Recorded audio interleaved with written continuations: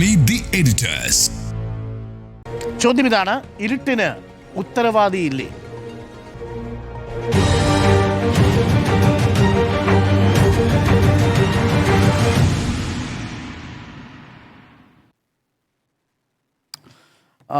പകൽ സമയങ്ങളിൽ മെയിൻ്റനൻസിൻ്റെ പേരിലുള്ള വൈദ്യുതി നിയന്ത്രണം, വൈകുന്നേരം എപ്പോൾ കറണ്ട് വരും എപ്പോൾ കറണ്ട് പോകും എന്നുള്ളതിനെക്കുറിച്ച് ഒരു നിശ്ചയവുമില്ല. പലതരത്തിലുള്ള ആളുകൾ ഇന്ന് നമ്മുടെ ക്യാമറയ്ക്ക് മുന്നിൽ വന്ന് അവരുടെ പരാതികൾ പറയുന്നു, അവരുടെ വിഷമങ്ങൾ പറയുന്നു. ചിത്ര അഭയ് എന്ന് പറയുന്ന ഒരു ആരോഗ്യ പ്രവർത്തക പറയുന്നത് KSEBിയിൽ വിളിച്ചപ്പോൾ അവരുടെ ഓക്സിജൻ മുടങ്ങിയിട്ട് രോഗി മരിച്ച സമയത്ത് KSEBിയിലേക്ക് വിളിക്കുന്ന സമയത്ത് പറയുകയാണ്, നിങ്ങൾ എന്തുകൊണ്ട് ഇൻവെർട്ടർ വാങ്ങിയില്ല എന്ന മറുപടിയാണ് വരുന്നത്. അപ്പോൾ ചോദ്യം ഇതാണ്, ഉത്തരവാദിയില്ലേ ഇരുട്ടിന്? നമുക്ക് ആരാണിപ്പോൾ ഇതിന് മറുപടി പറയേണ്ടത്? യഥാർത്ഥത്തിൽ വലിയ പ്രതിസന്ധിയാണ്, വൈദ്യുതി പ്രതിസന്ധിയാണ് കേരളത്തിലുള്ളത്. അത് യാഥാർത്ഥ്യമാണ്. പ്രതീക്ഷിക്കാത്ത സമയത്ത് കറണ്ട് പോകുന്നു എന്നുള്ളതാണ്. നേരത്തെ നമുക്കറിയാലോ, മുൻപ് പവർ കട്ട് ഉണ്ടായിരുന്നു കേരളത്തിൽ. 10 വർഷം മുൻപ് പവർ കട്ട് ഉണ്ടായിരുന്നു കേരളത്തിൽ. അപ്പോൾ 8 മണിക്ക് കറണ്ട് പോകും എന്ന് നമുക്ക് എല്ലാവർക്കും അറിയാം. അതല്ലെങ്കിൽ അടുത്ത ആഴ്ച 8:30 മണിക്കാണ് കറണ്ട് പോകുന്നത് നമുക്ക് കൃത്യമായി അറിയാം. അപ്പോൾ ആ ഒരു ഷെഡ്യൂളിൽ യോജിച്ച് പോകാൻ നമുക്ക് എല്ലാവർക്കും സാധിച്ചിരുന്നു. പക്ഷേ ഇപ്പോഴത്തെ പ്രശ്നം എന്താണെന്ന് വെച്ചാൽ, എപ്പോഴാണ് കറണ്ട് പോകുക എന്നത് നമുക്കറിയില്ല. കറണ്ട് പോകും എന്ന് അറിയിച്ചുകൊണ്ടുള്ള മെസ്സേജ് വരും. അത് വരുന്നത് കറണ്ട് പോകുന്നതിന് തൊട്ട് മുൻപാണ്. ഇപ്പോൾ തന്നെ എനിക്ക് 1-2 ഉപഭോക്താക്കൾ അയച്ചു തന്നിട്ടുള്ള ഒരു മെസ്സേജ് വായിച്ചു കഴിഞ്ഞാൽ, അതായത് 11:25 മെസ്സേജ് വരുന്നു. 11:25 മെസ്സേജ് വരുന്നു, your power supply has been interrupted due to peak load management. എത്ര മണിക്ക് കറണ്ട് പോകുന്ന അറിയോ? 11:55 പോകുന്നത്. അതായത് 11:25 കറണ്ട് മെസ്സേജ് വരികയാണ്, 11:55 നിങ്ങളുടെ കറണ്ട് കട്ടാവുമെന്ന് പീക്ക് ലോഡ് മാനേജ്മെൻറ്റിൻ്റെ ഭാഗമായിട്ട്. അതായത് അരമണിക്കൂർ മുൻപാണ് മെസ്സേജ് വരുന്നത്. എല്ലാവർക്കും വരുന്നില്ല കേട്ടോ, എല്ലാവർക്കും വരുന്നില്ല. രാത്രിയിൽ മിക്കവാറും വരുന്നില്ല, എല്ലാവർക്കും വരുന്നില്ല. അപ്പം ഇത് KSEB അല്ലെങ്കിൽ വൈദ്യുതി വകുപ്പ് ഇതുമായി ബന്ധപ്പെട്ട് ഒരു മാനേജ്മെൻറ്റ് സംവിധാനത്തിൽ പൂർണ്ണമായി പരാജയപ്പെട്ടിരിക്കുന്നു എന്നുള്ളതാണ്. അതായത് ഒരു വലിയ പ്രതിസന്ധി കേരളത്തിലുണ്ട്. കേരളത്തിലൊരു വൈദ്യുതി പ്രതിസന്ധിയുണ്ട്. ആ വൈദ്യുതി പ്രതിസന്ധി പരിഹരിക്കുന്നതിൽ, ആ വൈദ്യുതി പ്രതിസന്ധി മാനേജ് ചെയ്യുന്നതിൽ പൂർണ്ണ പരാജയമായിരിക്കുന്നു KSEB എന്നിടത്തുള്ളതാണ് കാര്യം. നമുക്ക് ഒരു ക്രൈസിസ് ഉണ്ടാകുമ്പോൾ ആ ക്രൈസിസ് എങ്ങനെ നിങ്ങൾ മാനേജ് ചെയ്യുന്നു എന്നുള്ളത് വളരെ പ്രധാനപ്പെട്ട കാര്യമാണ്. കേരളത്തിൽ വൈദ്യുതി പ്രതിസന്ധി എന്നുള്ളത് ഒരു യാഥാർത്ഥ്യമാണ്. അത് ഇന്ന് തുടങ്ങിയതല്ല. 2023-24 കാലഘട്ടം മുതൽ തന്നെ കേരളത്തിൽ വൈദ്യുതി പ്രതിസന്ധി അതിരൂക്ഷമായിട്ടുണ്ട്. കാരണം എൽ നിനോ പ്രതിഭാസം കൂടുതൽ ശക്തമായ കാലത്ത്, അത് നമ്മളതിൻ്റെ ഒരു ഗ്രാഫ് എടുത്ത് നോക്കിയാലുണ്ടല്ലോ, 2023-24 കാലത്ത് എൽ നിനോ പ്രതിഭാസം ഏതാണ്ട് പീക്ക് ലെവലിൽ എത്തിയിരുന്നു. ഏതാണ്ട് 3 പോയിന്റിലേക്ക് വരെ എത്തിയിരുന്നു. അതൊക്കെ വലിയ ലെവലാണ്. അതിലെത്തിയിട്ട് പോലും അന്ന് പവർ കട്ട് ഉണ്ടാകാതെ മാനേജ് ചെയ്യാൻ അന്നത്തെ സർക്കാരിന് കഴിഞ്ഞിരുന്നു. അതേസമയം ഇപ്പോൾ നോക്കിയാൽ എൽ നിനോ പ്രതിഭാസം ഏതാണ്ട് താരതമ്യേന കുറവാണ്. പക്ഷേ ഇത്തവണ എൽ നിനോ പ്രതിഭാസം കൂടാനുള്ള സാധ്യതയുണ്ട് എന്ന് ഏപ്രിൽ മാസത്തിൽ സൂചന കിട്ടിയിരുന്നു. ഏപ്രിൽ മാസത്തിൽ സൂചന കിട്ടിയെങ്കിൽ പോലും ആ സൂചന മുന്നിൽ കണ്ടുകൊണ്ട് ഈ പ്രതിസന്ധി പരിഹരിക്കാനുള്ള നടപടികളിലേക്ക് പോകാൻ കഴിഞ്ഞില്ല എന്നതാണ്. സ്വാഭാവികമായും തെരഞ്ഞെടുപ്പാണ്, തെരഞ്ഞെടുപ്പിൻ്റെ തിരക്കായിരുന്നു. പക്ഷേ തെരഞ്ഞെടുപ്പിൻ്റെ തിരക്കാണെങ്കിലും KSEBിയിൽ അതിനൊരു സിസ്റ്റം വേണ്ടേ? KSEBിയിൽ അതിനൊരു സിസ്റ്റം ഉണ്ടാവുമല്ലോ. ഇനിയിപ്പോൾ മെയ് 4-ാം തീയതി റിസൾട്ട് വന്നു. അതിനുശേഷം വൈദ്യുതി വകുപ്പ് മന്ത്രിയായി സണ്ണി ജോസഫ് ചുമതലയേൽക്കുന്നു. അപ്പോഴെങ്കിലും ജൂൺ മാസത്തിൽ ഇരുന്ന് ഒരു അവലോകനം നടത്താലോ. ഈ പ്രതിസന്ധി ഉണ്ടാകാൻ പോവുകയാണ്, ഇതാ കേരളത്തിൽ വൈദ്യുതി പ്രതിസന്ധി ഉണ്ടാകാൻ പോവുകയാണ്, പവർ കട്ടിലേക്ക് കേരളം വീണ്ടും എത്താൻ പോവുകയാണ്, ഈ പ്രതിസന്ധിയിലേക്ക് എത്താതിരിക്കാൻ എന്താണ് പോംവഴി, ആലോചിച്ചൊരു മുൻകരുതൽ നടപടിയിലേക്ക് പോകണമല്ലോ. അങ്ങനെ പോയില്ല. അപ്പോൾ ഒരു മാനേജ്മെൻറ്റ് സംവിധാനത്തിൽ വലിയ വീഴ്ച വന്നു എന്നുള്ളതാണ്. കേരളത്തിൽ ഏതാണ്ട് പീക്ക് സമയത്ത്, ഏതാണ്ട് എൽ നിനോ പ്രതിഭാസമൊക്കെ അതിരൂക്ഷമായ സമയത്ത് പീക്ക് സമയങ്ങളിൽ പ്രതിദിനം ഏതാണ്ട് 6033 മെഗാവാട്ട് വൈദ്യുതി കേരളം ഉപയോഗിച്ചിട്ടുണ്ട് പീക്ക് സമയത്ത്. ഇപ്പോൾ 4500 മെഗാവാട്ടാണ് പീക്ക് സമയത്ത് ഉപയോഗിക്കുന്നത്. അതായത് 6033 മെഗാവാട്ട് പീക്ക് സമയത്ത് കേരളം വൈദ്യുതി ഉപയോഗിച്ച സമയത്ത് കേരളത്തിൽ പവർ കട്ടില്ല. ഇപ്പോൾ 4500 മെഗാവാട്ടാണ് പീക്ക് സമയത്ത് കേരളം ഉപയോഗിക്കുന്നത്. അപ്പോഴാണ് കേരളത്തിൽ പവർ കട്ട്. നമുക്കിപ്പോഴുള്ള ഷോർട്ടേജ് എത്രയെന്നറിയോ? 700 മുതൽ ഒരുപക്ഷേ അത് 1000 മെഗാവാട്ട് വരെ കേരളത്തിൽ ഷോർട്ടേജ് ഉണ്ട്. അപ്പോൾ പറയും, കഴിഞ്ഞ LDF സർക്കാരിൻ്റെ കാലത്ത് 453 മെഗാവാട്ട് വൈദ്യുതി 2.5 രൂപയ്ക്ക് കിട്ടാനുള്ള കരാറുണ്ടായിരുന്നു. ആ കരാറെന്ന് സർക്കാർ റദ്ദാക്കി കളഞ്ഞു. അത് റദ്ദാക്കി കളഞ്ഞുകൊണ്ടാണ് ഈ പ്രതിസന്ധിയെന്ന്. ആ വൈദ്യുതി കിട്ടിയാൽ പോലും ഈ പ്രതിസന്ധി പരിഹരിക്കപ്പെടില്ല. അപ്പോൾ നോക്ക്, ഇവിടുത്തെ പ്രശ്നം എന്ന് പറയുന്നത് ഉറപ്പാണ് KSEBയുടെ കാര്യത്തിൽ വലിയ പാളിച്ചകൾ ഉണ്ടായിട്ടുണ്ട്. ദീർഘവീക്ഷണമില്ലാതെ KSEB ഓരോ പദ്ധതികളും തയ്യാറാക്കിയതിൽ വലിയ പാളിച്ചകൾ ഉണ്ടായിട്ടുണ്ട്. ആ പാളിച്ചകളുടെ തുടർച്ചയിൽ ഇപ്പോൾ പുതുതായി അധികാരത്തിൽ വന്ന സർക്കാരിൻ്റെ ഭാഗത്തും ഈ പ്രതിസന്ധി മാനേജ് ചെയ്യുന്നതിൽ വലിയ പരാജയമുണ്ടായിരിക്കുന്നു എന്നുള്ളതാണ്. എങ്ങനെയാണ് നിങ്ങൾക്ക് ഈ വൈദ്യുതി പ്രതിസന്ധി പരിഹരിക്കാൻ കഴിയുക? അത് ഗൗരവമായി ചിന്തിക്കേണ്ട വിഷയമാണ്. അപ്പോൾ ബാറ്ററി സിസ്റ്റം ഉപയോഗിച്ച് വൈദ്യുതി സ്റ്റോറേജ് ചെയ്ത് ഈ പ്രതിസന്ധി പരിഹരിക്കാം എന്നുള്ളൊരു ഓപ്ഷൻ. അപ്പോഴും ഈ ബാറ്ററി സിസ്റ്റം പ്രായോഗികമാണോ എന്നത് സംബന്ധിച്ച് വലിയ ആശങ്കകളുണ്ട്. കാരണം ബാറ്ററി സിസ്റ്റം പ്രായോഗികമാണെന്ന് ചോദിച്ചാൽ 2 രൂപയ്ക്ക് വൈദ്യുതി മേടിച്ചാൽ ആ വൈദ്യുതി സേവ് ചെയ്യാൻ ഏതാണ്ട് 10-15 രൂപ ചിലവുള്ള ബാറ്ററി സിസ്റ്റം വേണം. അപ്പോൾ അത് സാമ്പത്തികമായി പ്രായോഗികമല്ല. അപ്പോഴാണ് മുൻപ് LDF സർക്കാരിൻ്റെ കാലത്ത് ഈ പൈപ്പിഡ് സിസ്റ്റം വഴി ഇത് വൈദ്യുതി സേവ് ചെയ്യുന്നത് സംബന്ധിച്ചുള്ള നിർദ്ദേശം അല്ലെങ്കിൽ ശുപാർശകൾ KSEBക്ക് മുമ്പാകെ വന്നിരുന്നു. അതായത് അണക്കെട്ടിൽ നിന്ന് ഒലിച്ചു പോകുന്ന വെള്ളം വൈദ്യുതി ഉൽപ്പാദിപ്പിച്ച ശേഷം ഒലിച്ചു പോകുന്ന വെള്ളം വീണ്ടും അണക്കെട്ടിലേക്ക് എത്തിച്ചുകൊണ്ട് വീണ്ടും വൈദ്യുതി ഉൽപ്പാദിപ്പിക്കുന്ന ഒരു സിസ്റ്റം, ഒരു സംവിധാനം, കുറഞ്ഞ ചിലവിൽ വൈദ്യുതി വാങ്ങി ഈ വെള്ളം വീണ്ടും അണക്കെട്ടിലേക്ക് എത്തിച്ചുകൊണ്ടുള്ള ഒരു പൈപ്പിംഗ് സിസ്റ്റം. അപ്പോൾ ആ സിസ്റ്റം സംബന്ധിച്ച് KSEBക്ക് അന്ന് ശുപാർശകൾ നൽകിയിരുന്നു. അത് KSEB അംഗീകരിച്ചില്ല. അപ്പോൾ ദീർഘകാലമായി KSEBയുടെ ഭാഗത്ത് നിന്ന് ഇക്കാര്യത്തിലൊക്കെ തന്നെ വലിയ വീഴ്ചകൾ ഉണ്ടായിട്ടുണ്ട്.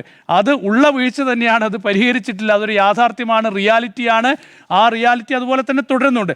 പക്ഷേ അപ്പോഴും നമ്മൾ മനസ്സിലാക്കേണ്ടത് ഇന്ന് നമ്മൾ നേരിടുന്ന പ്രതിസന്ധി കുറച്ചെങ്കിലും മാനേജ് ചെയ്യാൻ പറ്റുമായിരുന്നു. അതെങ്ങനെയാണ്?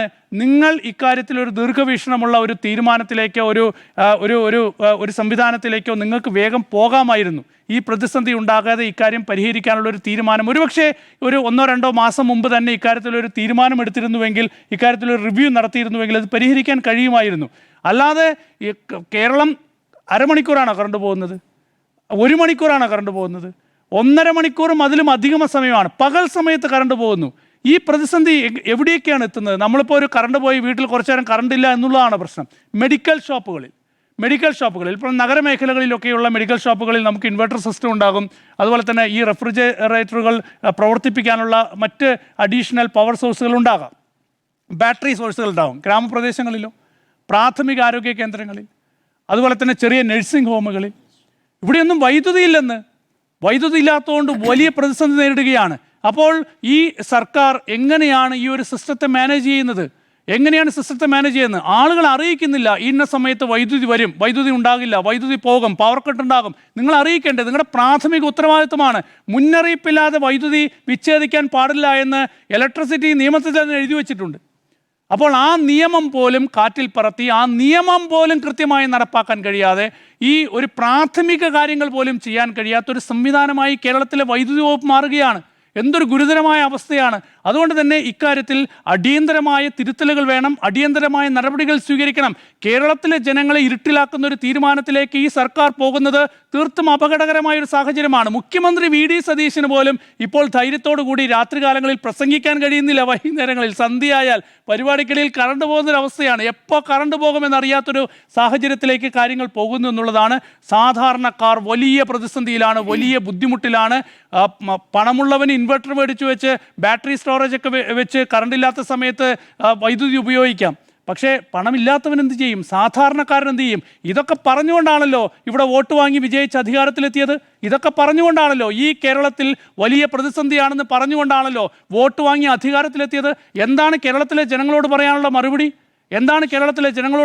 മറുപടി? ഇത് വലിയ ചോദ്യം തന്നെയാണ്. അതുകൊണ്ട് ഈ പ്രതിസന്ധി പരിഹരിക്കാനുള്ള അടിയന്തര നടപടി വേണം, ദീർഘവീക്ഷണത്തോടെയുള്ള നടപടി വേണം. ഈ പ്രതിസന്ധി എന്നേക്കുമായി പരിഹരിക്കാൻ എന്നുള്ളതാണ്. കേരളം ഗുരുതരമായ സാഹചര്യത്തിലൂടെ കടന്നു പോവുകയാണ് വൈദ്യുതി കാര്യത്തിൽ. പവർ കട്ടിന്, ഇരുട്ടിന് ഉത്തരവാദിയില്ലേ എന്നതാണ് ചോദ്യം. സ്മൃതി, ഉത്തരവാദിയില്ലേ? പവർ കട്ടിന്, ലോഡ് ഷെഡിങ്ങിന് ഉത്തരവാദിയുണ്ട്. പക്ഷേ ആരൊക്കെ ഉത്തരവാദിത്വം ഏറ്റെടുക്കുന്നുണ്ട് എന്നുള്ളതാണ് പ്രധാനപ്പെട്ട വിഷയം. ഇതിനെ രാഷ്ട്രീയമായ പരിഹാസത്തിനുള്ള ഒരു സമയമായിട്ട് ഞാൻ അതിനെ കരുതുന്നില്ല. അതൊരു ഇന്ദിരാഘട്ടെന്നോ പൂക്കിഘട്ടെന്നോ ഒന്നും പറയേണ്ട ഒരു സാഹചര്യമല്ല. നമുക്ക് മഴയില്ല, കാലാവസ്ഥ മാറുന്നു, അതോടൊപ്പം തന്നെ ഉപഭോഗം കൂടുന്നു എന്നുള്ള കണക്കുകൾ നമ്മുടെ മുന്നിലുണ്ട്. മുമ്പെങ്ങുമില്ലാത്ത പ്രതിസന്ധിയിലേക്കാണ് നമ്മൾ പോയിരിക്കുന്നത്. നമ്മൾ മാത്രമല്ല, രാജ്യമൊട്ടാകെ തന്നെ വൈദ്യുതി പ്രതിസന്ധിയുണ്ട്. നമ്മളെപ്പോലെ തന്നെ മറ്റു സംസ്ഥാനങ്ങളും ഇതേപോലെ പ്രതിസന്ധി നേരിടുന്നൊരു സാഹചര്യം നിലവിലുണ്ട്.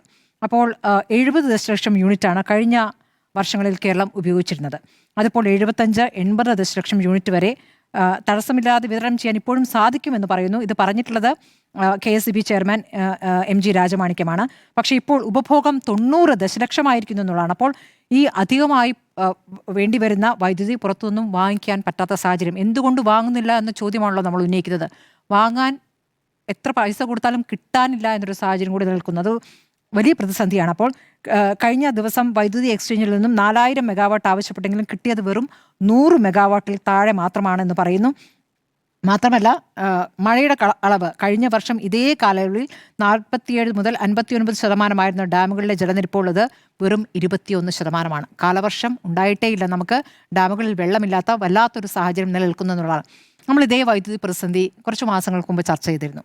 എപ്പോഴാണ് ഈ തെരഞ്ഞെടുപ്പ് അടുത്ത ഘട്ടത്തിൽ ഏപ്രിൽ മാസത്തിലാണെന്നാണ് ഞാൻ മനസ്സിലാക്കുന്നത്. അന്ന് ഇരുണ്ട കാലമോ എന്ന വിഷയമാണ് ചർച്ച. ഇരുണ്ട കാലം എന്നുള്ളൊരു പ്രയോഗവും പ്രചാരണ വിഷയവുമാക്കിക്കൊണ്ട് അന്ന് LDF സർക്കാർ പ്രചാരണത്തിൽ പ്രധാനമായി ഉന്നയിച്ചെടുത്ത കാലമാണല്ലോ ഈ ലോഡ് ഷെഡിംഗ് ഇല്ലാത്ത കാലം, പവർ കട്ടില്ലാത്ത കാലമായിരുന്നു.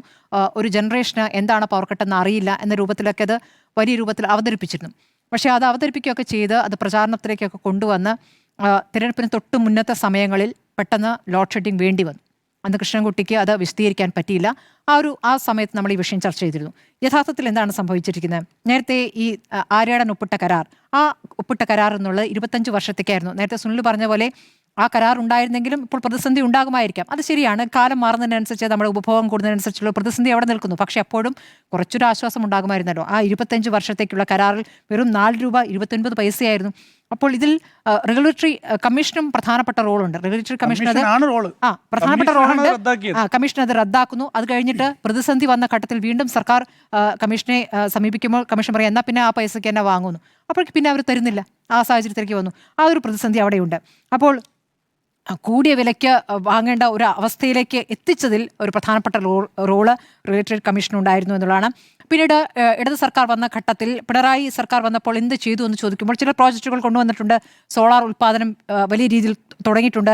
ജലവൈദ്യുത പദ്ധതിക്ക് ഒരു 3 വർഷം ഇടുക്കിയിൽ 2ാം നിലയം ത്തിനൊരു പ്രാഥമിക പരിഗണന നൽകിക്കൊണ്ട് അതിൻ്റെ പ്രവർത്തനം അതിലേക്ക് മാറിയിട്ടുണ്ട്. അങ്ങനെ ചില കാര്യങ്ങളൊക്കെ നടന്നെങ്കിലും ദീർഘകാല അടിസ്ഥാനത്തിലുള്ള പദ്ധതികൾ ഉണ്ടായിട്ടുണ്ടോ എന്ന ചോദ്യം വരുമ്പോൾ അങ്ങനെ ഉണ്ടായിട്ടില്ല എന്നൊരു യാഥാർത്ഥ്യം കൂടി അവിടെ നിൽക്കുകയാണ്. അപ്പോൾ രാജ്യത്ത് പീക്ക് സമയത്തെ ഉപഭോഗം 300 ഗിഗാവാട്ടിലേക്ക് എത്തിയിരിക്കുന്ന ഒരു സമയമാണ് ഇപ്പോൾ എന്നുള്ളതാണ്. അപ്പോൾ നമ്മുടെ മുന്നിൽ വലിയ വില കൊടുത്തും വൈദ്യുതി വാങ്ങാൻ പറ്റാത്തൊരു സാഹചര്യം നിൽക്കുന്നു എന്നുള്ളതാണ്. ഇപ്പോൾ എന്താണ് ചെയ്തുകൊണ്ടിരിക്കുന്നത്? ഇപ്പോൾ പറയുന്ന ഒരു പ്രധാനപ്പെട്ട പ്രശ്നം ഇപ്പോൾ കറണ്ട് കട്ട് എപ്പോഴാണ് അറിയുന്നില്ല എന്നുള്ളതാണല്ലോ. അങ്ങനെ അറിയിക്കാൻ പറ്റുന്നില്ല എന്നുകൂടിയാണ് ഇപ്പോൾ KSEB ചെയർമാൻ പറഞ്ഞത്. അറിയിക്കാൻ പറ്റാത്തൊരു സാഹചര്യം അവിടെ നിൽക്കുന്നു. ഇതേ സമാനമായ സാഹചര്യം നമുക്ക് ഏപ്രിലും കാണാം കേട്ടോ. അന്നും ഈ പറഞ്ഞ ലോഡ് ഷെഡിംഗ് ഉണ്ടായ സമയത്ത് പെട്ടെന്ന് കട്ടുണ്ടാവുകയില്ല. അതായത് ലോഡ് ഷെഡിംഗ് ആണെന്ന് പോലും അന്നത്തെ വൈദ്യുതി മന്ത്രി സമ്മതിച്ചിരുന്നില്ല. അപ്പോഴും അപ്രതീക്ഷിതമായി ഈ പറഞ്ഞ പോലെ പെട്ടെന്ന് കറണ്ട് പോകുന്ന ഒരു സാഹചര്യമായിരുന്നു. അപ്പോൾ അത് പറയുന്ന ഒരു പ്രധാനപ്പെട്ട കാരണം തത്സമയ വിപണിയിൽ നിന്നാണ് ഇപ്പോൾ വൈദ്യുതി വാങ്ങുന്നത്. അപ്പോൾ അടുത്ത മണിക്കൂറിലേക്കുള്ള വൈദ്യുതി ഒരു അരമണിക്കൂർ മുമ്പോ 1 മണിക്കൂർ മുമ്പേ വാങ്ങാൻ പറ്റുകയുള്ളൂ എന്നുള്ളതാണ്. അപ്പോൾ അഥവാ വൈദ്യുതി കിട്ടിയില്ലെങ്കിൽ എന്ത് സംഭവിക്കും? ലോഡ് കൂടിയ സബ്സ്റ്റേഷനുകളിൽ ഫീഡർ ഓഫ് ചെയ്യാൻ പറയും. ഇതേ പരിഹാരമായിട്ട് അപ്പോൾ ഉള്ളൂ. അപ്പോൾ അത് ഉപയോക്താക്കളെ നേരിട്ട് നേരത്തെ അറിയിക്കാൻ കഴിയുന്നില്ല. ഈ ഒരു പ്രതിസന്ധിയാണ് ഇപ്പോൾ KSEB നേരിടുന്നതാണെന്ന് പറയുന്നത്. അതൊരു വലിയ പ്രതിസന്ധിയാണ്. അപ്പോഴും ഇപ്പോൾ നേരത്തെ പറഞ്ഞതുപോലെ ഒരു വാർത്തയുണ്ട്. ഒരു അമ്മ, ഒരു മകൾ ഇട്ട പോസ്റ്റാണ്. അവരുടെ അച്ഛന് ഓക്സിജൻ സിലിണ്ടർ, അതൊരു പ്രധാനപ്പെട്ട വിഷയമാണ്. ഓക്സിജൻ സിലിണ്ടർ ഇല്ലാതാകുന്ന ഒരു സാഹചര്യം, ശ്വാസം കിട്ടാത്തൊരവസ്ഥ, വൈദ്യുതി ഇല്ലാതെ ആകുമ്പോൾ ശ്വാസം കിട്ടാത്തൊരവസ്ഥ എന്ന് പറയുന്നത് എന്തായാലും ശരി. അപ്പോൾ ഒരു പ്രായമായ മനുഷ്യന്റെ കാര്യമാണ് അത് അവിടെ അവതരിപ്പിച്ചിരിക്കുന്നത്. അപ്പോൾ ഒരാൾക്ക് മരണത്തിലേക്ക് അത് എത്തിക്കുന്നു എന്നുള്ള കാര്യം വരുമ്പോൾ അതൊരു ആശങ്കപ്പെടുത്തുന്ന കാര്യമാണ്. അത് സർക്കാർ ആലോചിക്കേണ്ട കാര്യമാണ്. നമ്മളെ സംബന്ധിച്ചപ്പോൾ നോക്കൂ, ഒരു സർക്കാർ അധികാരത്തിൽ വന്ന് ഒരു പ്രതിസന്ധി ഉണ്ടാകുമ്പോൾ എന്താണ് അതിനൊരു പോംവഴി എന്ന് ആലോചിക്കുന്നു എന്നൊരു ആശ്വാസകരമായ മറുപടി നമ്മൾ പ്രതീക്ഷിക്കും. കൈമലർത്തി കാണിക്കുന്ന ഒരു മന്ത്രിയെ നമുക്ക് ആവശ്യമില്ലല്ലോ. അദ്ദേഹം എന്താണ് ഇനി എപ്പോഴാണ് ഭരിക്കാൻ പറ്റുക എന്ന് അറിയില്ല എന്ന് കൈമലർത്തി കാണിക്കുന്ന ഒരു യഥാർത്ഥ മറുപടിയാണെന്ന് ഞാൻ കരുതുന്നില്ല. പിന്നെ ദീർഘകാലാടിസ്ഥാനത്തിലുള്ള ചില കാര്യങ്ങൾ അദ്ദേഹം പറയുന്നുണ്ട്. ഈ പറയുന്ന ജലവൈദ്യുത പദ്ധതികൾ മാത്രമല്ല, മറ്റ് ആണവ പദ്ധതികളിലേക്കൊക്കെ നീങ്ങേണ്ടി വരും എന്നുള്ള കാര്യമൊക്കെ അദ്ദേഹം ചൂണ്ടിക്കാണിക്കുന്നുണ്ട്. കാസർഗോഡ് പദ്ധതിയാണല്ലോ പറയുന്നത്. ആ പദ്ധതിയുടെ കാര്യം പറഞ്ഞപ്പോഴേക്കും ഇന്ന് പ്രതിപക്ഷം പറഞ്ഞു അത് അനുവദിക്കില്ല എന്ന്. ആണോ പദ്ധതി അംഗീകരിക്കില്ല എന്ന് പറയുന്നത് പരിസ്ഥിതിയുമായി ബന്ധപ്പെട്ട് വലിയ തർക്കങ്ങളും പ്രതിഷേധങ്ങളും ഉണ്ടായ ഒരു വിഷയമാണ്. അപ്പോൾ അത് അംഗീകരിക്കില്ല എന്ന് പറഞ്ഞു. അപ്പോൾ എന്താണ് നമ്മുടെ മുന്നിൽ പോംവഴി എന്നൊരു പ്രധാനപ്പെട്ട വിഷയമുള്ളൂ. അത് ആലോചിക്കുമ്പോൾ സർക്കാരിന് ഇപ്പോൾ ദീർഘകാലാടിസ്ഥാനത്തിലുള്ള പദ്ധതിയിലേക്ക് നോക്കുന്നതിനൊപ്പം തന്നെ പെട്ടെന്ന് ചെയ്യാൻ പറ്റുന്ന കാര്യങ്ങൾ എന്താ എന്നൊരു ആലോചനയിലേക്ക് പോകുന്നതിനൊപ്പം തന്നെ ജനങ്ങൾ വൈദ്യുതി പാഴാക്കുന്നുണ്ടോ? അതും നമ്മൾ ഓരോരുത്തരും ഉത്തരവാദികളാണെന്നേ.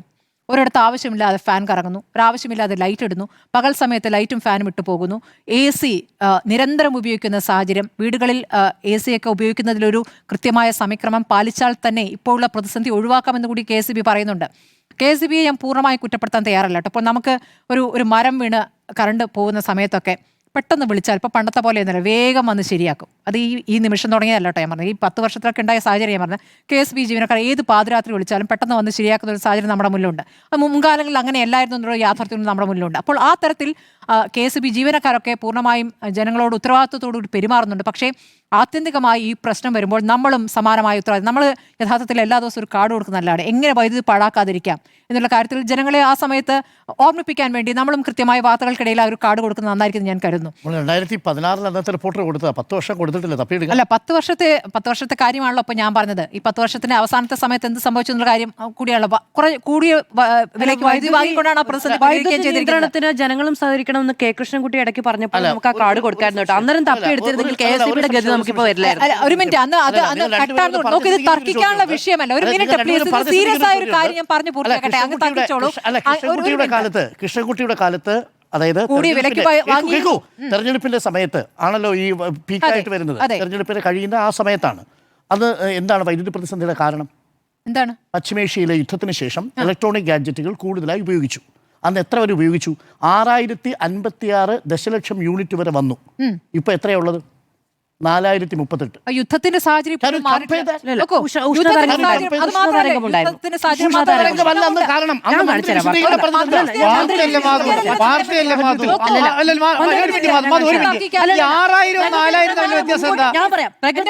മുൻകൂട്ടി പ്രവചിക്കാൻ കഴിയില്ല. ഉഷ്ണതരംഗം ഉണ്ടായി എന്നുള്ളത് അടക്കം കാര്യങ്ങളാണ്. പ്രധാന കാരണം ഇലക്ട്രിക്കൽ ഹീറ്ററുകൾ കുക്കറുകൾ കൂടുതലായിട്ട് ഉപയോഗിച്ചു. മന്ത്രി തന്നെ പറഞ്ഞിട്ടുണ്ട്. അതാണ് കാരണം. പറയാൻ പറ്റുമോ? ഇല്ല.